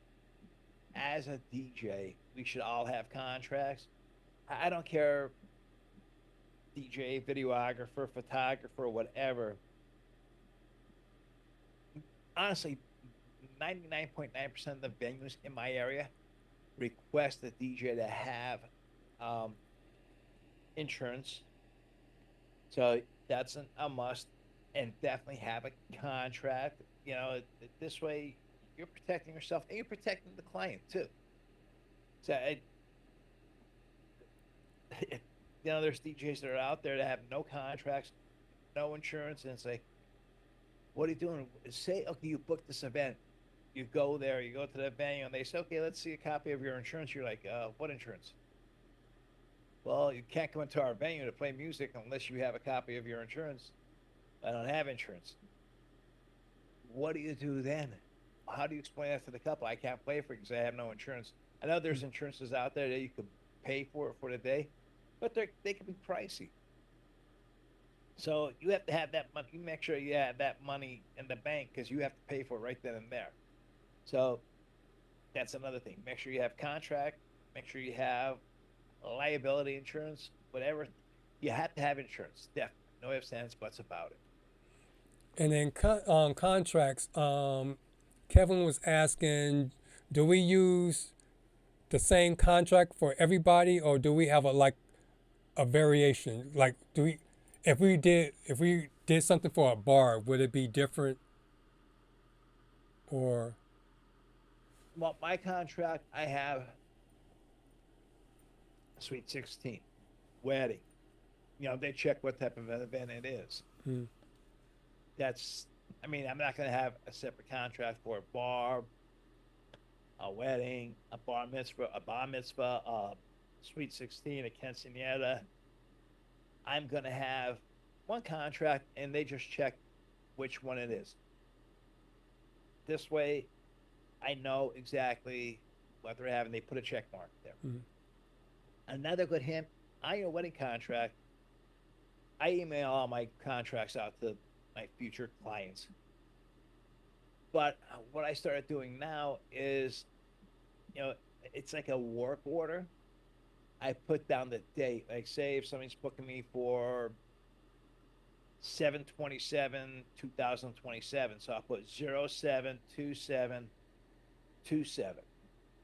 That's their work order. So when I scan it, it goes into my library, or it goes into my documents for DJing events, and I save it by that date. So easy to look up, man. Boom, boom, boom, boom. You're there. And then I just have one contract. And what I like about HoneyBook is when, let's say for example, if they fill out my event questionnaire, all that information gets put into my invoice. And then however I write the invoice and send out to the couple, it has a way for them to pay online, or also the information that's in my invoice automatically populates in my contract. So it tells them, so wherever they checked off, it automatically puts it there, whether it's a wedding, a birthday, a bar, and then it lists what services that I'll be providing. So everything is listed out right there in the contract. But I do go through and still read it, because there's sometimes where things that doesn't apply to that event. So I either put NA, or maybe since it's digital, I can just delete that line or whatever. So therefore, yeah, I just basically use one, and this, if I have to make adjustments, to make adjustments to the one contract. Yeah. That's why I have one contract, and there's just that little simple check mark. That's all. And then, hey guys, remember, if who's ever in the chat, remember to like and share this video. Like the Hitman's YouTube page. Like my page too, djmikiemike. Yep. I want to build my subscribers. I want to get up to that 1,000 mark, like James King, baby. Yeah, I just want to see. I just want to, because I'm doing like field study on my YouTube videos. See which ones. How are we hitting with them? Huh? How are we hitting with them? I would say the ones that you fell asleep on is the ones that got the biggest hit. I think they just want to see. They just want to see for themselves you falling asleep. All right. I was like, what was special about this video that was different from the rest of them? Because I was like, we reached close to 100 the first day. I was like, oh, okay, I see it. And then you could see where people start to tune in, what parts. Then I put two together. Oh God, I needed a good laugh for today. Yep. So make sure you have all your business stuff in order. So when you get that last minute call, you can jump there, handle your business, and not get screwed or overlook something that can come back and bite you in the behind. And then the mindset, going back to your story earlier, your mindset when you get there, depending on how much time you had to discuss with the client, you want to make sure as soon as you get there, get everything set up. I always ask my clients, who is the go-to person? So therefore, if it's a wedding, I try not to go to immediately go to the couple. I always ask them for a go-to person. So if I have questions or something I need to ask, I can go to them and not stress them up. But when I first arrived there, I try to make sure I meet with the person that's in charge of the event or the go-to person. So make sure that we're all on the same page and knowing where I need to set up and all that kind of stuff. I had some couples say, well, my go-to person is my maid of honor and best man. But if you see they're intoxicated, then it's our parents. But if they're intoxicated too, then it's us. So it's like, so I gotta, work my way up the ladder basically by half, not even halfway through the night. Sometimes it's right after introductions that the best man and maid of honor are totally sloshed. So all right, it's the parents, and then an hour into it, well, now it's just going right to the bride and groom, Yep. And then after the gig, oh yeah, because you had mentioned something about you got a new 360 camera. Yeah, that's about 360. All right, so how you like it? I haven't taken it out of the box yet. Okay. I'm gonna do some videos on that. Oh, so is that your early Christmas present? And you just waiting for Christmas Day? No, it's for just for DJing. I got the Nano, the Osmo, and the what do you call 6 Pro or DJI 6. So what I want to do is for upcoming gigs this year, especially for weddings, I want to have at least 3 cameras set up in different positions, so I could just record from all 3 different angles, and I make a nice video for the couple. If that works out well, that'd be another sell point right there. Like, hey, listen, you're gonna help, have a videographer at your place. Yeah, well, here's what I did. And you show them that, possibly make a couple extra bucks there for that, which would be good. I know you have the Instant 360. They're supposed to be better than the DJI Osmo. The only reason I want the Osmo because I'm already in the line with all the other DJI products, and I didn't want to escape from that ecosystem and have to rebuy new batteries and this and that. The batteries are compatible from each camera. Boom, boom, boom, boom, boom, right over. So that's why I just stay with the DJI product. Yeah, I like my 360 because I was doing the multiple phones and video camera stuff too. But 360, I just set it in one spot. Therefore, it can get me DJing and then it can get around the room. The only thing I don't like about it, the Insta360 X5, it's not good for zooming. It's good for things that's right there. It's great for that and low light. But if I have to zoom in, just like the one where I did the video where I did the introductions, where the couple was, it seemed like the couple was way, way across the room. It really wasn't that deep because if I took it with my iPhone, it would have showed up clear. But it just seemed like once I zoomed into a certain point, it would. Now, for your iPhone, do you have a gimbal? No, I usually have, like the little short tripod that I set the thing on, or one of those. Honestly, for a Christmas present for yourself, there's all different companies out there, but the DJI gimbal, you can get it. They have the Gimbal 8 now. I think the Gimbal 7 also has it. You could actually use the front-facing camera to record yourself, and it'll keep you in frame. But you could say, all right, this is where their entrance is going to be. You could highlight that area, and once that couple comes into that area, and they're walking through it, your phone will follow them. You don't even have to do nothing. Your phone follows them, and once they get out of frame, then all of a sudden that gimbal will go right back to that area. The next couple's coming in, boom. I like to take it easy with my introductions. I know some DJs are like, one couple after another. I like to say, all right, ladies and gentlemen, this time we have so-and-so. Let them walk in, let the photographer do what they got to do, take their pictures. All right, ladies and gentlemen, we have so-and-so. And keep going down that way. Photographer's job is very hard. You got to think of it this way. All the guys have the same color tuxedo on. all the bridesmaids except for the maid or matron of honor have the same color gowns on. So if you have a thinner person and then you have a heavier person standing behind them, especially a woman, they have the same color gown on. How the photographer's taking a picture and then she's going, okay, how thin was that girl? She's not going to remember. How heavy is the girl behind her? She's not going to remember. So she has to come up with a compatible person. And then the couple looks at their pictures and invites the wedding party over, and the bridesmaid goes, I'm not that heavy.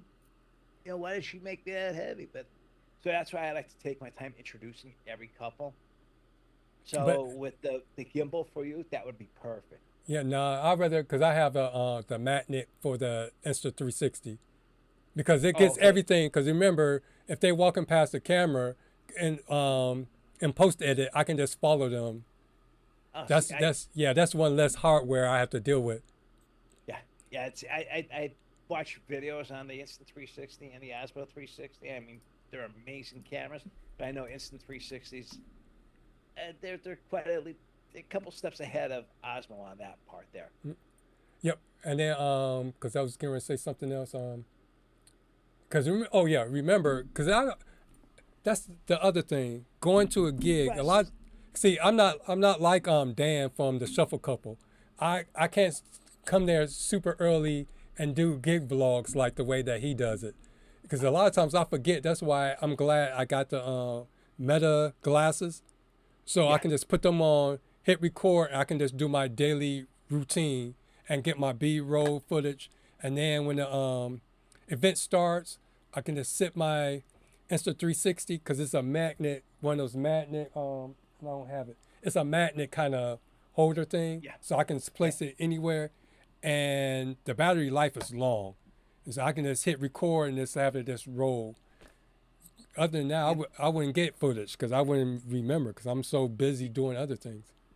You're like me. I mean, the venues here in our area, besides, I mean, well, two of them I know I can come up if there's nothing going on the night before. I can go up there and set up and everything.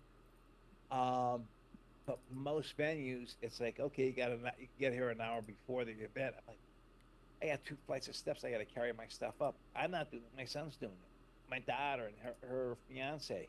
I mean, you're really pushing it on us that we only have an hour to set up. I mean, that's setting up everything, your lights, everything. So it's like, oh my God, and it's just unfortunate that these venues, it's not that they don't care, that they're there, they get everything prepped in the morning, they go home, they relax, they come back. Yeah, they could be there an hour before because they have 10 other people working with them, and the DJ's by himself only has 1 or 2 people working with him.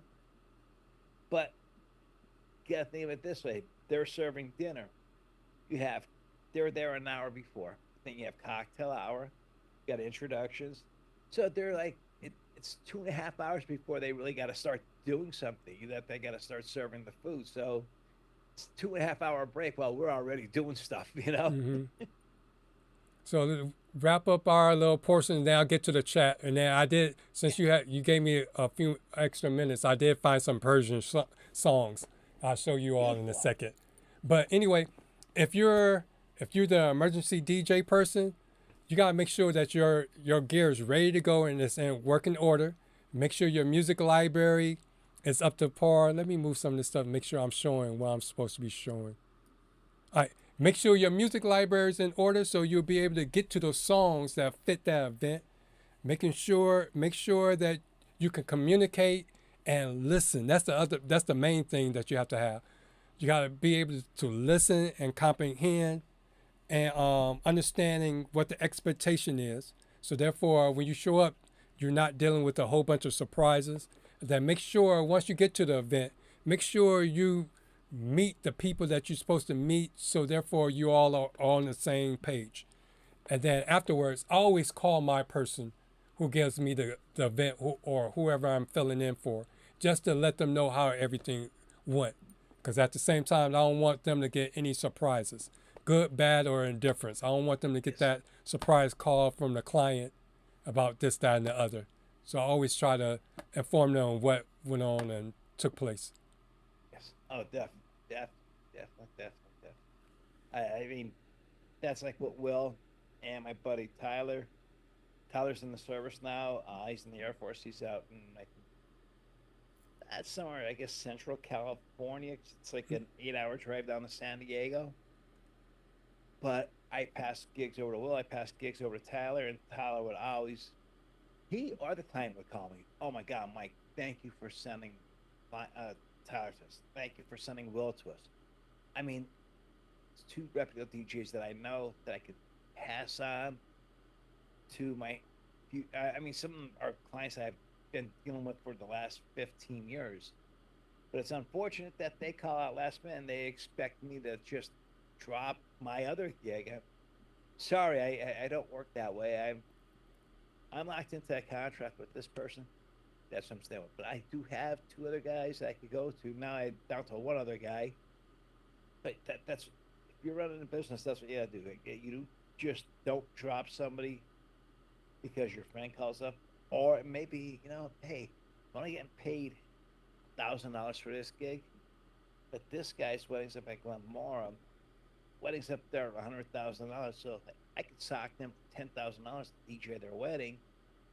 I'm gonna pass this one off to somebody else, and I'm gonna take the $10,000 one. No, I don't care if I'm making $300 and Will's gonna get the $10,000 one. All the power to him, you know. Mm-hmm. But then that's also being an emergency DJ, making sure that you're still getting, making sure that that event is worth your time. Yeah. Because it's like they took the bigger event, but are they taking part of the money? You know, they quote you a number, they got paid, but you don't really know what they got paid, so you could still be getting stiff. So you gotta kind of like watch out who you're friends with. Oh yeah, definitely. And I thought I had this somewhere. When I got my, talking about virtual DJ doesn't come with a controller. When I had bought my first Hercules little controller, Guitar Center had it on sale. It was for, at the time, I think $89. You see, how can I get this thing open? Yeah, a little thing. And this came with virtual DJ. Yep. They virtual DJ used to be on the boxes too. They would say virtual DJ and Serato. Now it's just Serato on the box. Yeah, this was virtual DJ. It says virtual DJ DJC edition for PC and Mac. Okay. Wow. Yeah. That's old.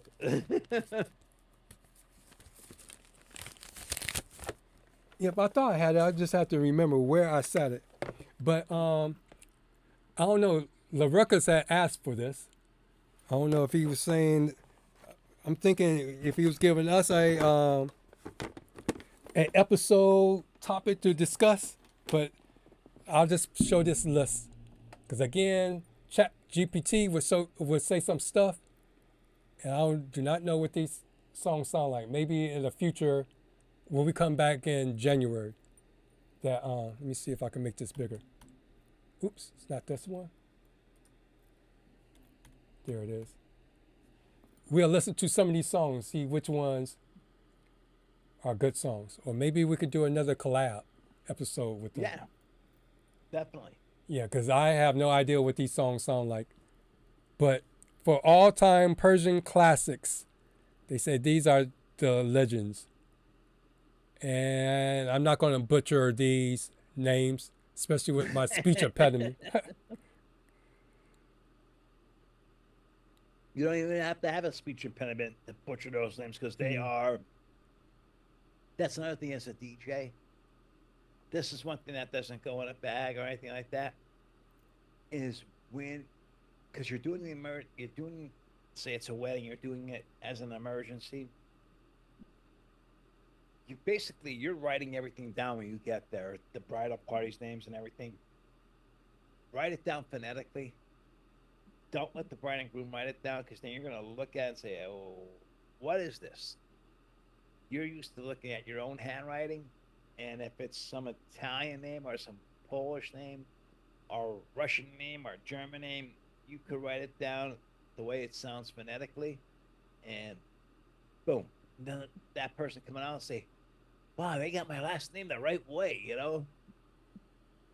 Yep. Let me see if I can share this. I think Okay. I can.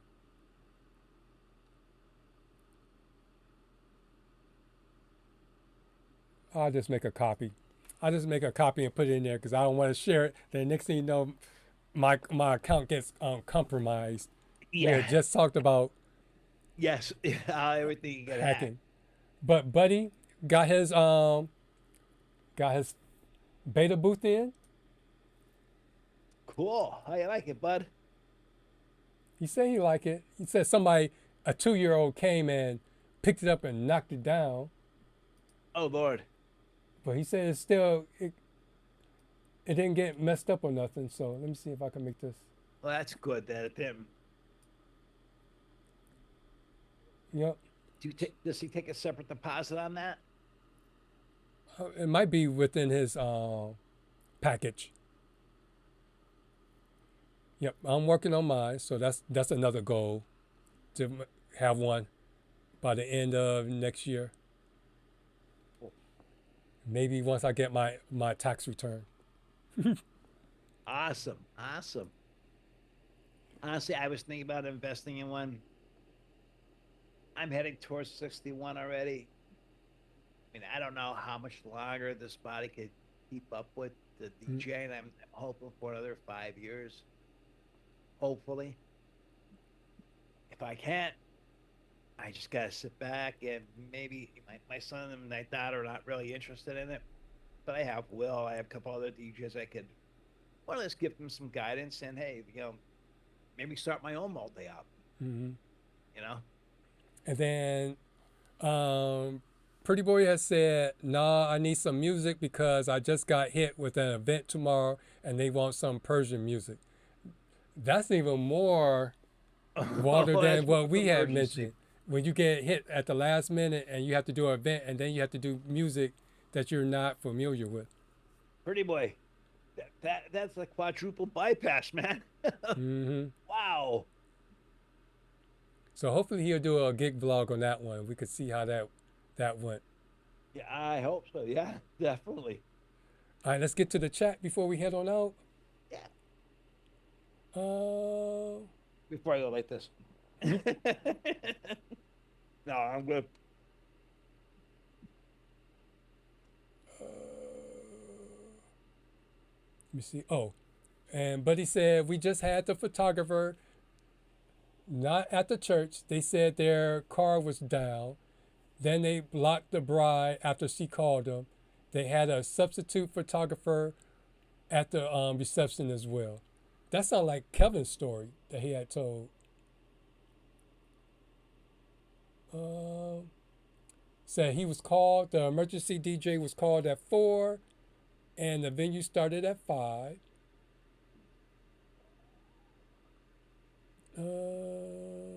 Any DJ should have insurance, just like you have on your car. You don't call the agent up just before you drive. And then Buddy went on and said something about DJ falls asleep on live chat. That's a title to get clicks. I know this last buddy, one got. we're getting the clicks, pal. Mm-hmm. Maybe we should go on Twitch too. Mm-hmm. We'll do a But show I on don't Twitch. have a following on Twitch.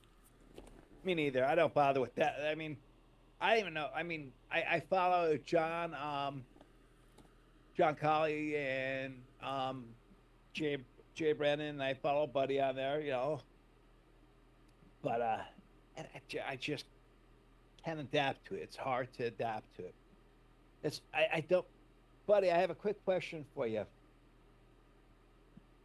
Why don't you just go right to the tubes, man, on Monday night instead of going to Twitch and then over to tubes? Or Tuesday night you're on tubes or on Twitch, and the following Monday you're on the tubes. Just do it Tuesday night right on the tubes. That's it, man. Maybe get some more subscribers and stuff. Yeah, I forgot what It's he had said why a couple of weeks ago, but I forgot what he had said. I was probably sleeping for that episode. No, it was Sorry, there was an buddy. after show. It was doing the after Oh, okay. show. Do you want to come and do my gig vlogs?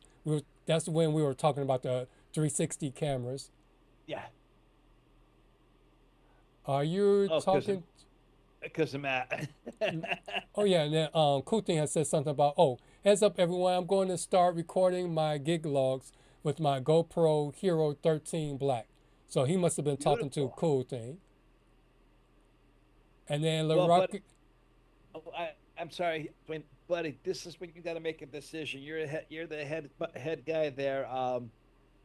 It's sad, but you gotta say, listen, if you don't play by the rules, I gotta cut you loose. I mean, he's just holding you back. Then that's all I can say, man. and then Pretty Boy has said, happy holidays fam and much love to all and stay safe and party hard. And you do the same. Thank you, thank you. A happy, healthy, safe New Year to you. And then Cool Thing said, I would if I was nearby. Oh, he's talking to Buddy. He would be his videographer if he was nearby. And then Buddy said he'll fly him up. So he must be like, what is that name? DJB? Is that his name? That would be with Joe Bun. You remember Yeah. the one that said he's getting flown out, him and his family to Napa? 26K, man. Mm-hmm. Dwayne, I'll have you come out here to northeastern Pennsylvania. I'll take you to a good hamburger shop. Okay. That's all we can do, man. A good hot dog shop we have here. And let me see what else. I only have Twitch because of Buddy. That's the only reason I have Twitch too. Yes. Well, I John Cena tonight, tomorrow night, Saturday, and Sunday night. He does live shows on there. You have to check him out. John Colley _ 83. Or DJ John Colley _ 83. He plays some amazing music. Okay. Oh yeah, I forgot. I got Twitch because I also have the Meta VR headset. So when I do the virtual DJing, I can DJ live to Twitch. So Cool. That's another reason I have it. Record it, then I send it over to Facebook. Not Facebook, to YouTube. I see Buddy mentioned Matt there. Is that the second time you mentioned Matt, or is that the first time? Yep. I mean, if that's the second time, Buddy, that you mentioned, again, that's your show. As you can see, me and Dwayne are here. There's no foul language. There's no nothing. It's either we play by the game, or guess what? Our show gets canceled. I mean, Dwayne has another co-host here with him. So, I mean, dude, if he's bringing it down by dropping those words, maybe it's time to cut him loose. Oh, that's what he's saying, Matt. Oh. Yeah, Matt's But a great guy. Don't get me wrong, but you shouldn't have. But at the same time, I was going to say I guess they haven't messed with us yet. We're not that big yet, because Sean went on a rant and he gave his 2 cents about multi-ops and all that when he was on the show. So we didn't get flagged for that. No, I know. That was great. I mean, it's not.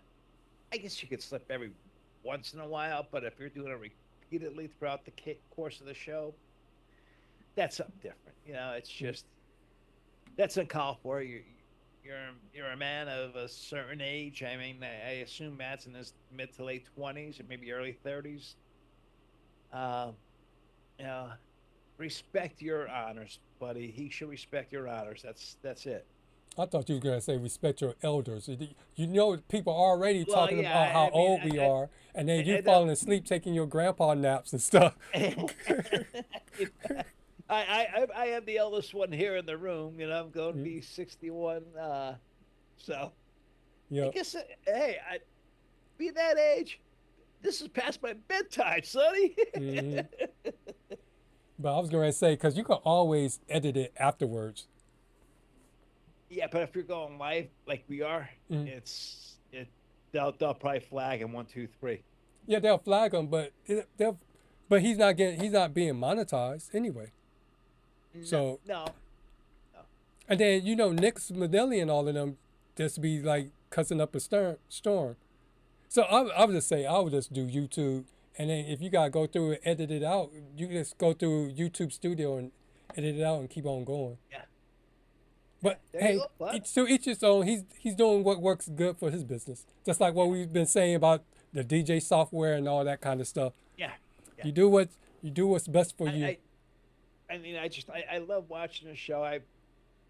If I miss it Tuesday nights, I mean, most of the time I'm with my mom and I miss it, but I do catch it on the rebroadcast. But I would just like to see, just one time even, just try it one time on the tubes. Maybe you could have another guest host on it or a panel host on it, buddy. You know who I'm talking about? Yeah, have you on there, and then you can he can ask the question. About time we get to you'll be already sleep. Yep. And then his views will go up. All right. Buddy, we love you, man. And then let me see. Cool thing. Anytime in the new year, if you want me back on your show, let me know. Okay. Oh, definitely, cool thing. We're gonna have you back on her, and wait, DJ Reese, we have to have back on her too. I mean, that man is an amazing man. Yeah, but He's I a was gonna class say act. something. But how are we gonna have him on the show if he be busy with Reflex? He'll be busy with Reflex, and now he's back on the round table. He's a busy man now. Hey, listen, You don't have time for us anymore. We could pull him away from the round table. 1, 2, 3. I know that. I got Duncan. All right, and then Buddy said he do go live on the tubes. I have a few. I know. I did see them, bud. All right, so let's head on out. All right, if you haven't joined our Facebook group page, you can either type in this long URL code, or you can just type in CUEITUP DJ Podcast. You can join the public group or private group on our Facebook page. Also, you can follow me on all of my socials at HitmanDDub. Follow Mikey Mike at djmikiemike on Twitter and Facebook, and at djmikiemike45. And this week's shout out, I'd like to shout out everyone that came and stuck around and watch our show. And didn't see me fall asleep. I think that's probably why they all came, to see what you're going to do.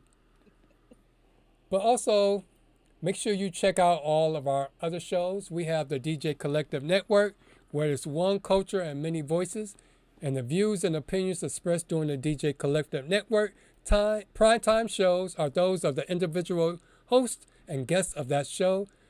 They do not necessarily reflect the views or official stance of the different shows of the DJ Collective Network as a whole, its affiliates, or production partners. Viewers and listeners' discretion is advised.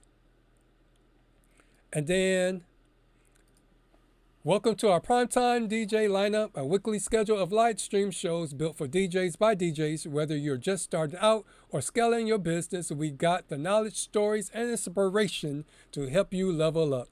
So to start us off, we have DJ Cool Thing on Monday nights at 9:00 p.m. Eastern Standard Time on YouTube. And it's for every DJ chasing dreams, no matter the odds. It's your time to spend with DJ Cool Thing. And in January, we'll be off for the next 2 weeks. So wherever that January is, it'll be the DJ Roundtable with Buddy. Let me do this real quick. So we off the 22nd. We off the 29th. So that'll be, we off the 23rd, the 30th. So it'll be Tuesday, January the 6th. That's when the next. On the 8th. Huh? Yep. And then we'll be on the 8th. Yep. That's when we'll be on the 8th. So on the 6th, you can join Buddy and his weekly guest panel of DJs for unfiltered conversations that matter. It's the DJ Roundtable with Buddy from TBM Productions. And then if you missed the live stream, his Twitch stream, you can find the rebroadcast on his YouTube channel, which is at TBM Productions DJ1, every Monday at 1 o'clock p.m. And again, we're off for 2 weeks, and we'll be back on the January the 6th. And then on Wednesdays, we have the DJ Biz School, which I'll be checking them out since we have a small break. Roundtable's coming back the 13th of the January. Oh, that's what he said? All right. So we have 3 weeks. All right, the 13th. All right, cool. So again, it's the 13th of January. Oh, now we're going to steal some of his panel away from him. Then going back to Sean, yeah, I'll be checking his videos out on my time off so I can figure out how to do that SEO thing with my websites. But when he's not doing the SEO and the websites and DJing, he has his other venture. And you saw Buddy has his beta booth out in the field working for him. So if you're looking to add some serious wow factor to your events, check out the beta booth from Photo Booth Direct Club. It's got upgraded lighting and wiring and mirrored faceplate that guests love. And it even comes in a rolling luggage style case. And so setup is a breeze. The best part, you can use our code. Let me show you real quick. Let me go out of this. Boom. Oops. You can use our code CUEITUP, and you can get it for $1,695. That's $350 off. And so if you just head on to the photoboothdirectclub.com, you'll be able to grab yours. And then he has another model up there. And I want to say the last time he was on the roundtable, I thought I saw a third model that was different. So you can check him out. And then on Thursdays, we'll be off definitely next week for Christmas. I'm not sure if we're going to do something in between that one, but I know definitely January 8th we'll be live. But between then, I'm not sure if we're going to do a special. Yeah, we could do a Tuesday night special. No roundtable. Yeah, we could do that after Christmas. Yeah. So that would be. So we're looking at the 29th. No, with the 30th. The 30th. Yeah. Okay. We could invite members from some of the panel members from the roundtable over with us. Okay. So we can do it on the 30th. Okay. So we can plan for the show for then. Maybe we can use that to listen for the Persian music. Oh yeah, definitely. I want to hear some of that too. You know. Okay.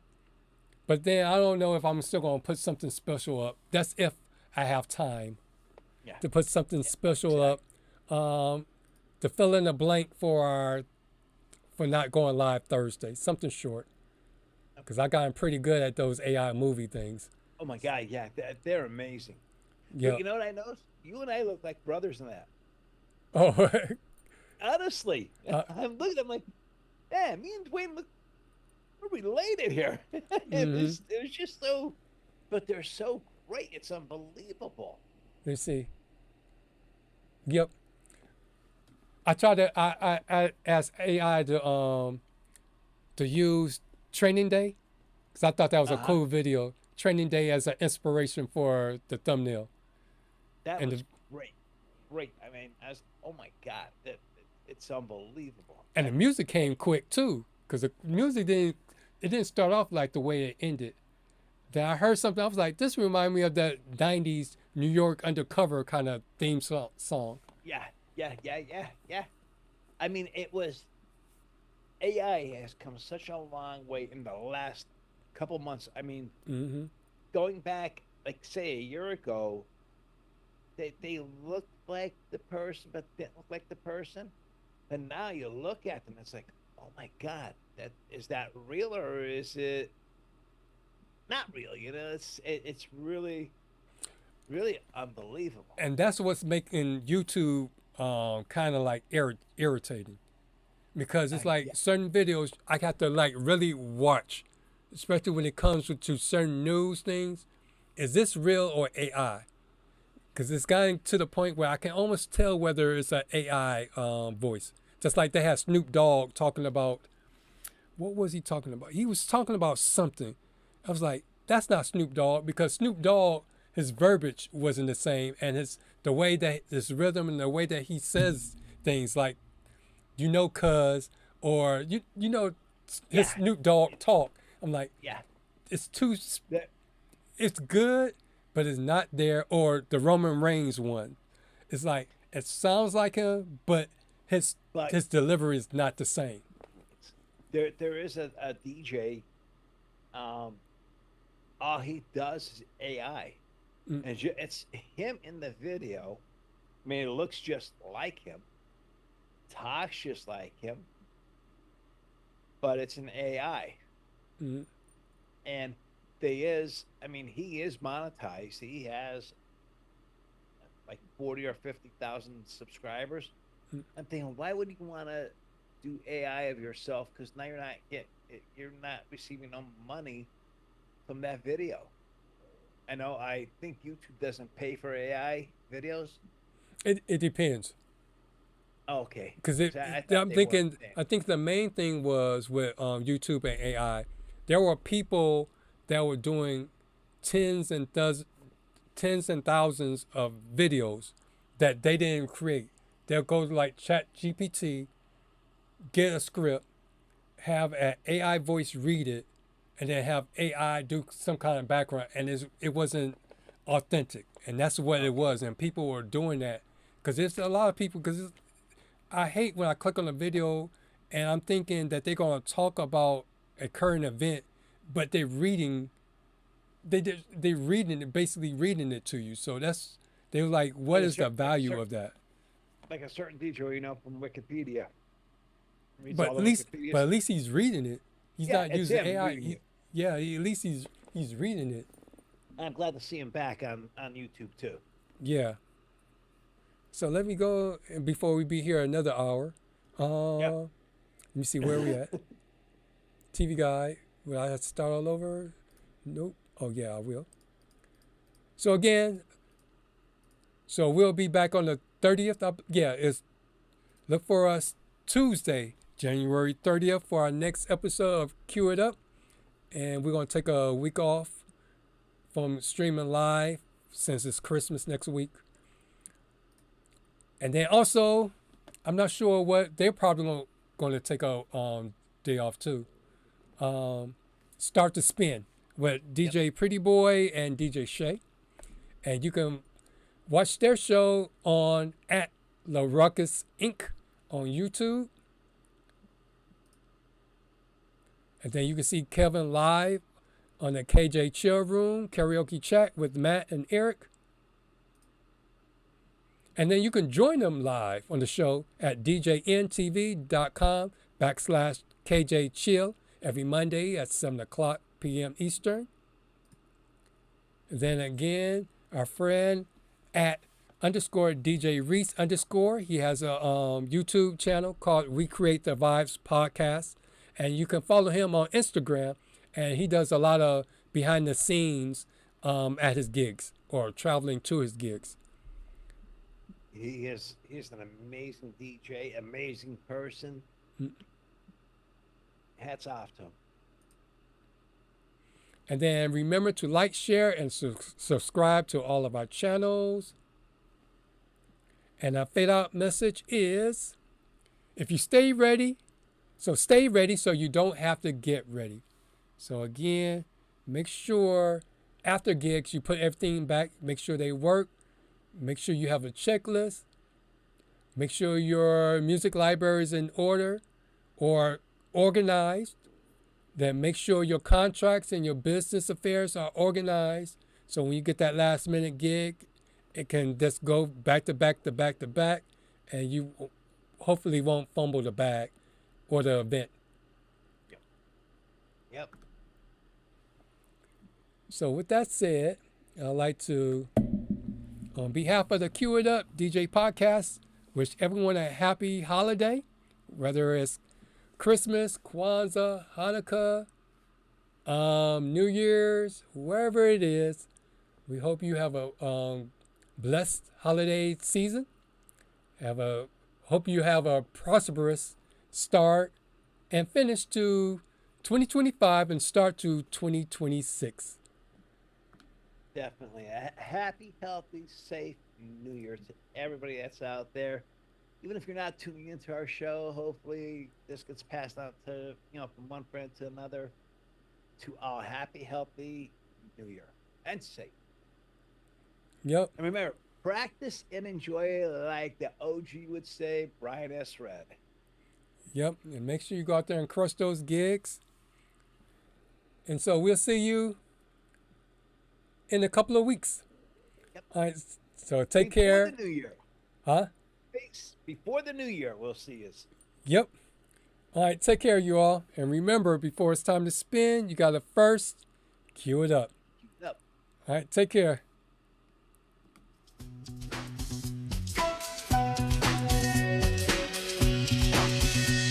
I'ma rise like the sun while the world still sleeps. Scouring the sights looking for new leads. Marathon gigs with no in between. Your worth is from a rear view they seen. They wanna park you, but I'm battling fatigue, chasing passion while my mental is still out on leave. It's an everyday hustle, so respect the DJ life. We make it look easy, but the pressure's tight.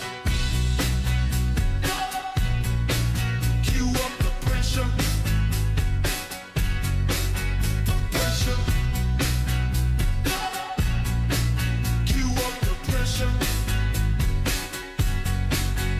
Pressure. Cue up the pressure.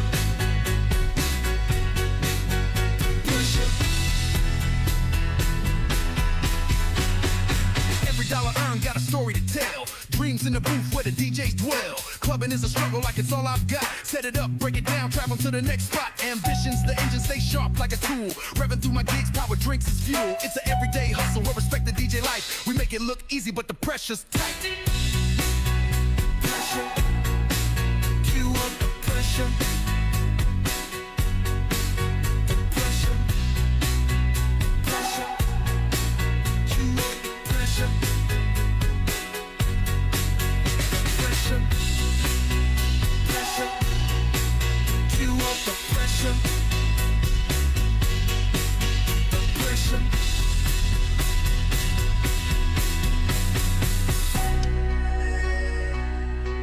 Cue up the pressure.